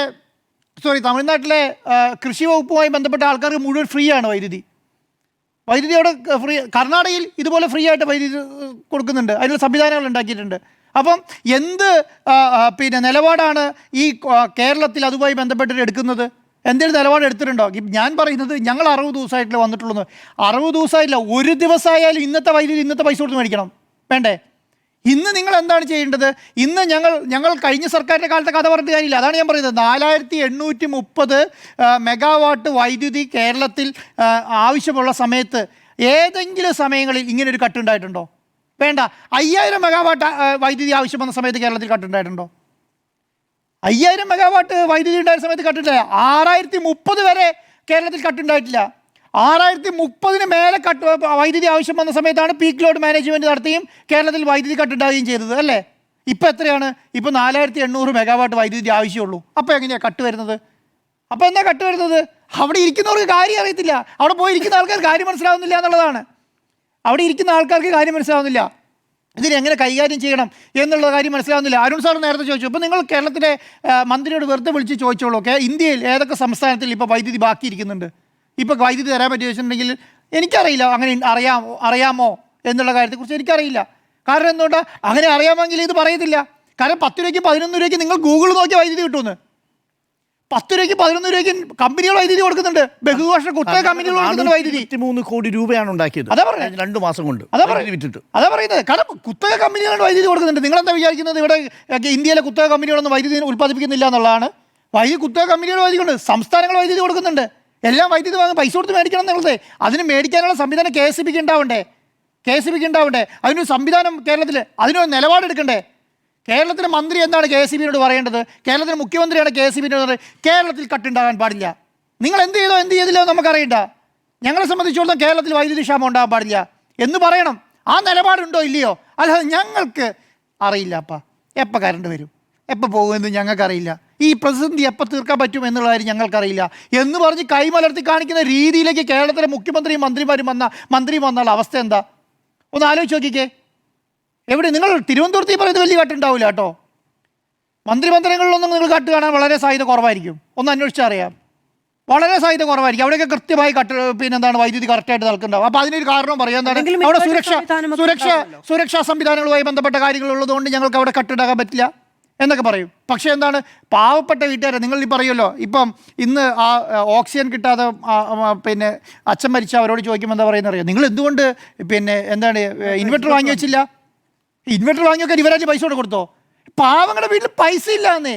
അവർക്ക് എങ്ങനെയാണ് 15,000 രൂപയ്ക്കും 10,000 രൂപയ്ക്കും ഒരു മാസം ശമ്പളത്തിൽ വർക്ക് ചെയ്യുന്ന ആൾക്കാർ ഈ മരുന്നും ഒരു മരണക്കിടക്കയിൽ ഒരാൾ വീട്ടിൽ വന്ന് ഓക്സിജനിൽ കിടക്കുമ്പോൾ അവരുടെ അവസ്ഥ ആലോചിച്ച് നോക്കുക. അത് മനസ്സിലാക്കണ്ടേ? ഈ കൂരയിൽ കീഴിൽ താമസിക്കുന്നവർക്ക് അവരുടെ അവസ്ഥ മനസ്സിലാക്കണ്ടേ? അവർക്ക് നിങ്ങൾ ഇൻവെർട്ടർ ഇല്ലാത്ത എന്തുകൊണ്ടാണ്? നിങ്ങൾക്ക് ജനറേറ്റർ ഇല്ലാത്ത എന്തുകൊണ്ടാണ്? KSB ഉദ്യോഗസ്ഥരെ വിളിച്ച് ചോദിക്കുകയാണ്. ഞാനൊരു KSB ഉദ്യോഗസ്ഥനെ കുറ്റം പറഞ്ഞില്ല കേട്ടോ. അത് എന്ത് ചെയ്യാൻ പറ്റും? അവർക്ക് എന്ത് ചെയ്യാൻ പറ്റും? ഏതെങ്കിലും KSB ഉദ്യോഗസ്ഥൻ വിചാരിച്ചാൽ തീർക്കാൻ പറ്റുന്ന പ്രശ്നമാണോ? പൈസ കൊടുക്കണമെന്ന് കേരളത്തിൻ്റെ ഖജനാവിൽ നിന്ന് വൈദ്യുതി മേടിക്കാനുള്ള പൈസ കൊടുത്ത പ്രശ്നം അവസാനിക്കും. അത് കൊടുക്കുന്നുണ്ടോ ഇല്ലയോ? വേറെ കഥകളൊക്കെ നിങ്ങൾ മാറ്റി വെച്ചോളൂ. ഇപ്പം കേരളത്തിലെ പ്രതിസന്ധി എന്താ? കേരളത്തിൽ വൈദ്യുതി കൂടുതൽ ഇരട്ടി പണം കൊടുത്ത് വൈദ്യുതി വാങ്ങണം. ഇതാണ് കേരളത്തിലെ പ്രതിസന്ധി. കേരളത്തിൽ ഇരട്ടി പണം കൊടുത്ത് വൈദ്യുതി വാങ്ങിയിട്ടാണ് കഴിഞ്ഞ 10 വർഷം കേരളത്തിലെ പവർ കട്ട് ഇല്ലാതിരുന്നത്. അതായത് മനസ്സിലാക്കുക, കേരളത്തിൽ പവർ കട്ട് ഇല്ലാതിരുന്നത് ഇരട്ടി പണം കൊടുത്ത് വൈദ്യുതി വാങ്ങിയ സമയങ്ങളിൽ തന്നെയാണ്. പിന്നെ ഇപ്പോൾ പറയുന്നൊരു കാരണം എന്തറിയോ? ഏതോ ഞങ്ങൾക്ക് മഴക്കാലത്ത് തിരിച്ചു കൊടുക്കേണ്ട വൈദ്യുതി കൊടുക്കാൻ വേണ്ടി ഇരിക്കുകയാണ് എന്നുള്ളത്. അവരുമായിട്ട് സംസാരിക്കണം. ഞങ്ങളുടെ അടുത്ത് വൈദ്യുതി ഇല്ല, ഞങ്ങളുടെ വൈദ്യുതി തീർന്നിരിക്കുകയാണ്, ഞങ്ങളുടെ വൈദ്യുതി ഇല്ല. എന്താണ്? ഞങ്ങൾക്ക് മഴയില്ല. കാരണം മഴ ഉണ്ടാകുമ്പോഴല്ല വൈദ്യുതി ഉണ്ടാക്കുന്നത്. ഞങ്ങൾക്ക് വൈദ്യുതി ഇല്ല. അതുകൊണ്ട് ആ ഞങ്ങൾ കൊടുക്കാനുള്ള പണം തരാൻ സംവിധാനം ഉണ്ടോ ചോദിക്കണം. അല്ലാതെ ഞങ്ങൾ എഗ്രിമെന്റ് വെച്ച് വിചാരിച്ചിട്ട് മുഴുവൻ വൈദ്യുതി കൊടുക്കുകയാണോ? കേരളത്തിൽ അല്ല, അവരെ ഇവിടെ അങ്ങോട്ട് കൊടുക്കല്ലേ? നമ്മുടെ കയ്യിലുള്ള വൈദ്യുതി അങ്ങോട്ട് കൊടുത്തിട്ടാണ് ഇവിടെ കട്ടി അതാണ് ഞാൻ പറയുന്നത്. മാധു, ഇതൊക്കെ ഡിസ്കസ് ചെയ്തിട്ട് അതിന് സംവിധാനങ്ങൾ ഉണ്ടാക്കണ്ടേ? അല്ലെങ്കിൽ എന്താ ചെയ്യേണ്ടത്? ഇതൊക്കെ അവൈലബിൾ ആയ സ്ഥലത്ത് നിന്ന് മേടിച്ചോട്ടെ. നമ്മളെ സംബന്ധിച്ചിടത്തോളം, കേരളത്തിലെ മലയാളിയെ സംബന്ധിച്ചിടത്തോളം എങ്ങനെയാണ് വൈദ്യുതി ഉൽപ്പാദിക്കുന്ന അറിയേണ്ട കാര്യമുണ്ടോ? സ്വിച്ചിട്ട കറണ്ട് വരുന്നുണ്ടോ പറഞ്ഞാൽ മതി. അത്രേ ഉള്ളൂ. സ്വിച്ചിട്ട കറണ്ട് വരുന്നത് പറഞ്ഞാൽ മതി. MM മണി അതാണ് പറഞ്ഞത്. നിങ്ങൾ എന്ത് ചെയ്താലും വേണ്ടില്ല, ഞങ്ങൾക്ക് സ്വിച്ചിട്ട കറണ്ട് വരണം. മനസ്സിലായോ? അത് നിങ്ങൾ 1 കോടിക്ക് മേടിച്ചാലും വേണ്ടില്ല, 1 ലക്ഷത്തിന് മേടിച്ചാലും കുഴപ്പമില്ല, നിങ്ങൾ 1 രൂപയ്ക്ക് മേടിച്ചാലും കൊണ്ട് 1 പൈസയ്ക്ക് മേടിച്ചാലും കുഴപ്പമില്ല. പക്ഷേ കേരളത്തിലെ മലയാളിയെ സംബന്ധിച്ചിടത്തോളം അത് ശീലമാണ് മലയാളീൻ്റെ. എന്ത്? ഞങ്ങൾ വൈദ്യുതിയിൽ തന്നെ ജീവിച്ച ആൾക്കാരാണ്, നമ്മൾ AC ഇട്ട് ജീവിച്ച ആൾക്കാരാണ്. ഇനി ഇവരുടെ ഒരു വലിയ രീതിയിലുള്ള സംവിധാനം കൊണ്ട് വരണമല്ലോ. നിങ്ങൾ AC ഓഫാക്ക്, നിങ്ങൾ ഇൻഡക്ഷൻ കുക്കർ ഓഫാക്ക്, നിങ്ങൾ കഴിഞ്ഞ 10 വർഷം AC യും ഇൻഡക്ഷൻ കുക്കറും സംവിധാനമൊക്കെ ഇട്ട് തന്നെയാണ് ജീവിച്ചിട്ടുള്ളത്. അങ്ങനെ തന്നെയാണ് ജീവിച്ചിരുന്നത്. ഇന്ന് ഒരു ഡയറി, പിന്നെ ഒരു കുട്ടിയുടെ ഡയറി സോഷ്യൽ മീഡിയയിൽ വന്നിരുന്നു, കണ്ടോ? ഞാനത് പിന്നെ വളരെ രസകരമായി എനിക്ക് തോന്നി. കാരണം എന്താണ്, അദ്ദേഹം ആ കുട്ടി എല്ലാ ദിവസവും ഡയറി എഴുതുന്ന കുട്ടിയാണ്. ആ കുട്ടിയുടെ ഡയറി ഇങ്ങനെയാണ്: ഇന്ന് ഞാൻ സ്കൂൾ വിട്ട് വന്നപ്പോൾ തന്നെ TV കണ്ടു. ഉമ്മ എന്നോട് പഠിക്കാൻ പറഞ്ഞു. ഞാൻ പഠിച്ചു. ഇവിടെ ഇപ്പോൾ കറണ്ടില്ല, പവർ കട്ടാണ്. ഇന്നും കറണ്ട് പോയി. ഞാൻ കറണ്ട് ഇല്ലാതെ ഇരുന്നാണ് ഈ ഡയറി എഴുതുന്നത് എന്ന് പറഞ്ഞ് 15/7/2026 ഡയറി എഴുതിയിരിക്കുന്നു. ഇതാണ് 16-ാം തീയതി അതിന് സൈഡിൽ ടീച്ചർ സൈൻ ചെയ്ത് ഒപ്പിട്ടിട്ടുണ്ട്. കാരണം എല്ലാ ദിവസവും ടീച്ചറെ കൊണ്ട് ഡയറി കാണിച്ചു കൊടുക്കണം. മനസ്സിലായി? അപ്പോൾ കറക്റ്റായിട്ട് കുട്ടികളെ പഠിപ്പിച്ചു. എന്താണ് കറക്റ്റ് എന്നുള്ളതിന് കറക്റ്റായിട്ട് കുട്ടികളെ പഠിപ്പിച്ചു എന്നുള്ളതാണ്. മനസ്സിലായോ? നമ്മൾ പ്രതീക്ഷിച്ചത് എന്താണെന്നറിയോ? പ്രതീക്ഷിച്ചത് നമ്മൾ ഒരു ജനറലായിട്ടൊരു കാര്യം ഞാൻ പറയാം. കേരളത്തിലെ LDF സർക്കാർ കേരളത്തിലെ വികസനത്തിൻ്റെ കാര്യത്തിൽ പിന്നോട്ട് പോയത് കൊണ്ടല്ല UDF സർക്കാരിനെ അധികാരത്തിൽ കൊണ്ടുവന്നത്. മലയാളി അതിനേക്കാൾ കൂടുതൽ ആഗ്രഹിക്കുന്നതുകൊണ്ടാണ്. മനസ്സിലായോ? ഇത് പോരാ, ഈ വികസനമൊപ്പം ഇത് പോരാ, ഇതിനേക്കാൾ കൂടുതൽ മലയാളി ആഗ്രഹിക്കുന്നുണ്ട്. അതിനാണ് വികസനത്തിൻ്റെ പിന്നെ മൂർത്തിരൂപമാണോ എന്ന് കാസർഗോഡ് തുടങ്ങി തിരുവനന്തപുരം വരെ ഓരോ സ്ഥലങ്ങളിൽ ജാഥ നടത്തി എല്ലാ പൗരപ്രമുഖരെയും എല്ലാ ബിസിനസ്സുകാരെയും എല്ലാ എൻ്റർപ്രണേഴ്സിനെയും വിളിച്ചു കൂട്ടി അവരിൽ നിന്ന് അഭിപ്രായം ഡയറിയിൽ നോട്ട് ചെയ്തെടുത്ത് ഇതെല്ലാം ഞാൻ എവിടെ കേരളത്തിലെ ഒരു മിനിറ്റ് കേരളത്തിലെ പറഞ്ഞു പറഞ്ഞേ കേരളത്തിന്റെ മുഖ്യമന്ത്രി വിഷമമൊന്നും വേണ്ട മേഡം. കേരളത്തിൽ കറണ്ടില്ല, കേരളത്തിൽ കറണ്ടില്ല, അതാണ് പ്രശ്നം. കേരളത്തിൽ കറണ്ടില്ല. ഈ അടിസ്ഥാനമായി വേണ്ടത് കേരളത്തിൽ കറണ്ടാണെന്ന്. വികസനത്തിന് അടിസ്ഥാനപരമായി വേണ്ട കാര്യം കേരളം IT വളർത്താൻ വേണ്ടി പോവുകയാണ്. കേരളത്തിൽ നമ്പർ 1 IT സംസ്ഥാനമാക്കാൻ പോവുകയാണ്. വ്യാവസായിക സംസ്ഥാനം ആക്കാൻ പോവുകയാണ്. കേരളത്തിൽ എന്താണ് പിന്നെ കടൽത്തീരം മുഴുവൻ വ്യാവസായിക സംവിധാനമാക്കി മാറ്റാൻ പോവുകയാണ്. അടിസ്ഥാനപരമായി വേണ്ട സാധനമാണ് കറണ്ട്. ഈ കറണ്ടില്ല സംസ്ഥാനത്തിലേക്ക് ഏത് വികസനം വരുമെന്നാണ് പറയുന്നത്? ഏത് വികസനം വരുമെന്നാണ് പറയുന്നത്? കേരളത്തിൽ വികസനം വന്നത് വളരെ കാലം കൊണ്ട് കേരളത്തിൻ്റെ പ്രശ്നം എന്തായിരുന്നു? കേരളത്തിൽ വൈദ്യുതി പ്രതിസന്ധിയായിരുന്നു. ഒന്നായിരുന്നു പറഞ്ഞിട്ടാണ് കേരളത്തിൽ വികസനം വരുന്നത്. രണ്ടാമതായിരുന്നു തൊഴിലാളി സമരമുണ്ട് എന്ന് പറഞ്ഞ് 2 കാരണങ്ങൾ കൊണ്ടാണ് കേരളം വികസനം ഇല്ലാതെ മാറിയത്. ആ 2 കാര്യം ഇല്ലാതായി വികസനം കേരളത്തിൽ വന്നു തുടങ്ങിയതേ ഉള്ളൂ. ആ തുടങ്ങിയ സമയത്താണ് പറയുന്നത് പറയുന്നത് അപ്പോൾ ഇന്ത്യയിൽ വൈദ്യുതി പ്രതിസന്ധി വന്നു. പിന്നെ ഏത് കമ്പനി അങ്ങോട്ട് വരേണ്ടത്? അത് മാത്രമല്ല, വൈദ്യുതി മന്ത്രിയുടെ ആ സ്റ്റേറ്റ്മെൻറ്റ് വളരെ നിരുത്തരവാദപരമാണ്. കാര്യം അത് ഇൻവെസ്റ്റേഴ്സിനെ സംബന്ധിച്ച് ആശങ്ക ഉണ്ടാക്കുന്നതാണ്. ഇതെപ്പോൾ അവസാനിക്കുമെന്ന് അറിയില്ല എന്നാണ് പറയുന്നത്. ഇപ്പം പറയുന്നത് സാറേ, ഞാൻ പറയുന്നത് ജൂലൈയിലായിരുന്നു, ഡിസംബർ വരെ പോകാം എന്നുള്ളതൊക്കെയാണ് പറയുന്നത്. ഇപ്പം July, August, September, October, November, December 5 മാസത്തെ ഇപ്പം തന്നെ ഫോർകാസ്റ്റ് ചെയ്തേക്കുള്ളൂ. 5 മാസത്തേക്ക് ഇവർക്കൊരു പ്ലാനും ഇല്ലാതാണ് ഇപ്പോൾ എന്ന് പറയുന്നത്. മാത്രമല്ല ഇതിനിടയിൽ ഉത്തര കേരളത്തിൽ പലയിടങ്ങളിലും ഈ പറയുന്ന പവർ സപ്ലൈ നിരന്തരമായി മണിക്കൂറുകളോളം പകലും രാത്രിയിൽ പകൽ പോകുന്നുണ്ട്, രാത്രിയിൽ പോകുന്നുണ്ട് എന്നുള്ളതാണ്. പ്രതിപക്ഷത്തിന് എത്ര 1.25 മണിക്കൂർ ഇന്നലെ രാത്രി. ഇന്നലെ പ്രതിപക്ഷ നേതാവിന്റെ വീട്ടിൽ 1.25 മണിക്കൂർ. പ്രതിപക്ഷ നേതാവ് ഇട്ടിട്ടുണ്ട് എന്നുള്ളതാണ്. നേരത്തെ പറഞ്ഞത് വളരെ പ്രധാനപ്പെട്ട കാര്യമാണ്. അതായത് 2 രൂപയ്ക്ക് KSEB വൈദ്യുതി വാങ്ങുമ്പോഴും കേരളത്തിലെ ഉപഭോക്താവിന് കൊടുക്കുന്നത് പൂർണ്ണമായ രൂപ 8 രൂപയും 9 രൂപയൊക്കെയാണ് യൂണിറ്റിന് വാങ്ങുന്നത്. അതെ. അപ്പോൾ ഇതൊരു ലിമിറ്റഡ് കമ്പനിയാണ്. ഇത് ലിമിറ്റഡ് കമ്പനിയാണ്. മാധു പറഞ്ഞാണ് ഏറ്റവും പ്രധാനപ്പെട്ട കാര്യം. എന്താ പ്രധാനപ്പെട്ട കാര്യം എന്നറിയോ? നിങ്ങൾ കേരളത്തിൽ ഏറ്റവും കൂടുതൽ സെല്ലബിളായ ഒരു പ്രൊഡക്റ്റ് വിൽക്കുന്നു. കേരളത്തിൽ എല്ലാവർക്കും ആവശ്യമുള്ള ഒരു പ്രൊഡക്റ്റ് വിൽക്കുന്നു. ആ കമ്പനി നഷ്ടത്തിൽ ഓടുക. എങ്ങനെയാണ് നഷ്ടത്തിൽ ഓടുന്നത്? അത് ഇരട്ടി മേടിക്കുന്നത് 4 ഇരട്ടിയും 5 ഇരട്ടിയും കൂട്ടി വിൽക്കുകയാണ്. നിങ്ങളൊരു പ്രൊഡക്റ്റ് മേടിക്കുന്നു, അത് 4 ഇരട്ടിക്കും 5 ഇരട്ടിക്കും കൂട്ടി വിലക്ക് വിൽക്കുന്നു. ആ കമ്പനി നഷ്ടത്തിലോടുകയാണ്. നഷ്ടത്തിലോടുന്നത് എങ്ങനെയാ? നഷ്ടത്തിലോടുന്നത് മുഴുവൻ 35,000 കോടിയാണ്. അതാ പറയുന്നത്. അപ്പൊ ഒന്ന് മനസ്സിലാക്കി നോക്കിയാൽ ഒരു ലിമിറ്റഡ് കമ്പനി പോലെ നടത്തുകയാണ് എന്നിട്ടാണ് പറയുന്നത്. അപ്പം ഒരു കാര്യം പറയാം, നിങ്ങൾ KSRTCയിൽ ഇപ്പോൾ നമ്മൾ സൗജന്യ യാത്ര കൊടുത്തു എന്ന് പറയാം. സൗജന്യ യാത്ര KSRTC കൊടുക്കുമ്പോൾ നഷ്ടമുണ്ടാകും. കാരണം കേരളത്തിലെ ജനങ്ങൾ സൗജന്യ യാത്രയല്ല കൊടുക്കുന്നത്. ഇത് കേരളത്തിലെ 22,000 കോടി രൂപയ്ക്ക് ടേൺ ഓവറാണ്. അപ്പോൾ അതിനേക്കാളും താഴെയായിരിക്കുമല്ലോ ഈ വൈദ്യുതി വാങ്ങുന്നുണ്ടാവുക, അല്ലേ? വൈദ്യുതി വാങ്ങുന്നത് ഒരു 15,000 കോടിക്കോ 16,000 കോടിക്കൊക്കെ ആയിരിക്കും. ഈ 16,000 കോടി ടേൺ ഓവർ വാങ്ങിയിട്ട് കേരളത്തിലെ ആൾക്കാർക്ക് കൊടുക്കുമ്പോൾ ആ കമ്പനി 35,000 കോടി കടം. ആ കമ്പനിക്ക് 35,000 കോടി ഒറ്റ വർഷത്തെയാ. ഇതുവരെയുള്ളതിൽ മൊത്തം 247 ലക്ഷം കോടി കടമുണ്ട്. കഴിഞ്ഞ വർഷം KSEB രേഖപ്പെടുത്തിയ പ്രോഫിറ്റ് എന്ന് പറയുന്നത് കഴിഞ്ഞ വർഷത്തെ മാത്രം 680 കോടി രൂപയാണ്. 680 കോടി രൂപ, 571 കോടി രൂപ. BSO അങ്ങനെ ലാഭക്കണക്ക് പറഞ്ഞപ്പം തൊഴിലാളി സംഘടന എല്ലാം കൂടി തിരുത്തി ഓർക്കുന്നുണ്ടോ? പക്ഷേ ഇത് സമ്മതിച്ചില്ല. ഡൽഹിയിൽ അരവിന്ദ് കെജ്രിവാൾ അധികാരത്തിൽ വരുന്നതിൽ ഏറ്റവും പ്രധാനപ്പെട്ട ഒരു പിന്നെ തെരഞ്ഞെടുപ്പ് വാഗ്ദാനം വൈദ്യുതി ഫ്രീ ആയിട്ട് കൊടുത്തില്ല. കൊടുത്തു. അതാണ് 200 യൂണിറ്റിൽ കൂടുതൽ ഉപയോഗിക്കുന്ന ഫ്രീ ആയിട്ട് കൊടുത്തു. അങ്ങനെയുള്ള സംസ്ഥാനം ഇന്ത്യയിലുണ്ടെന്ന്. അവിടെ എത്ര വൈദ്യുതി ഉത്പാദിപ്പിക്കുന്നുണ്ട് ഡൽഹിയിൽ?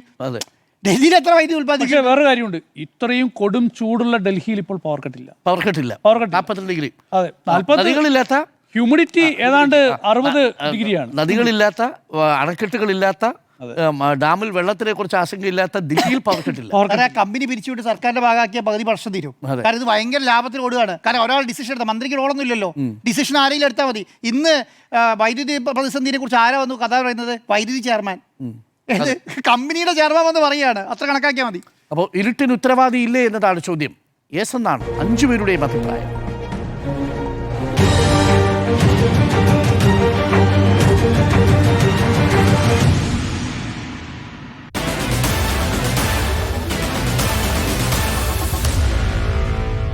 Meet the editors.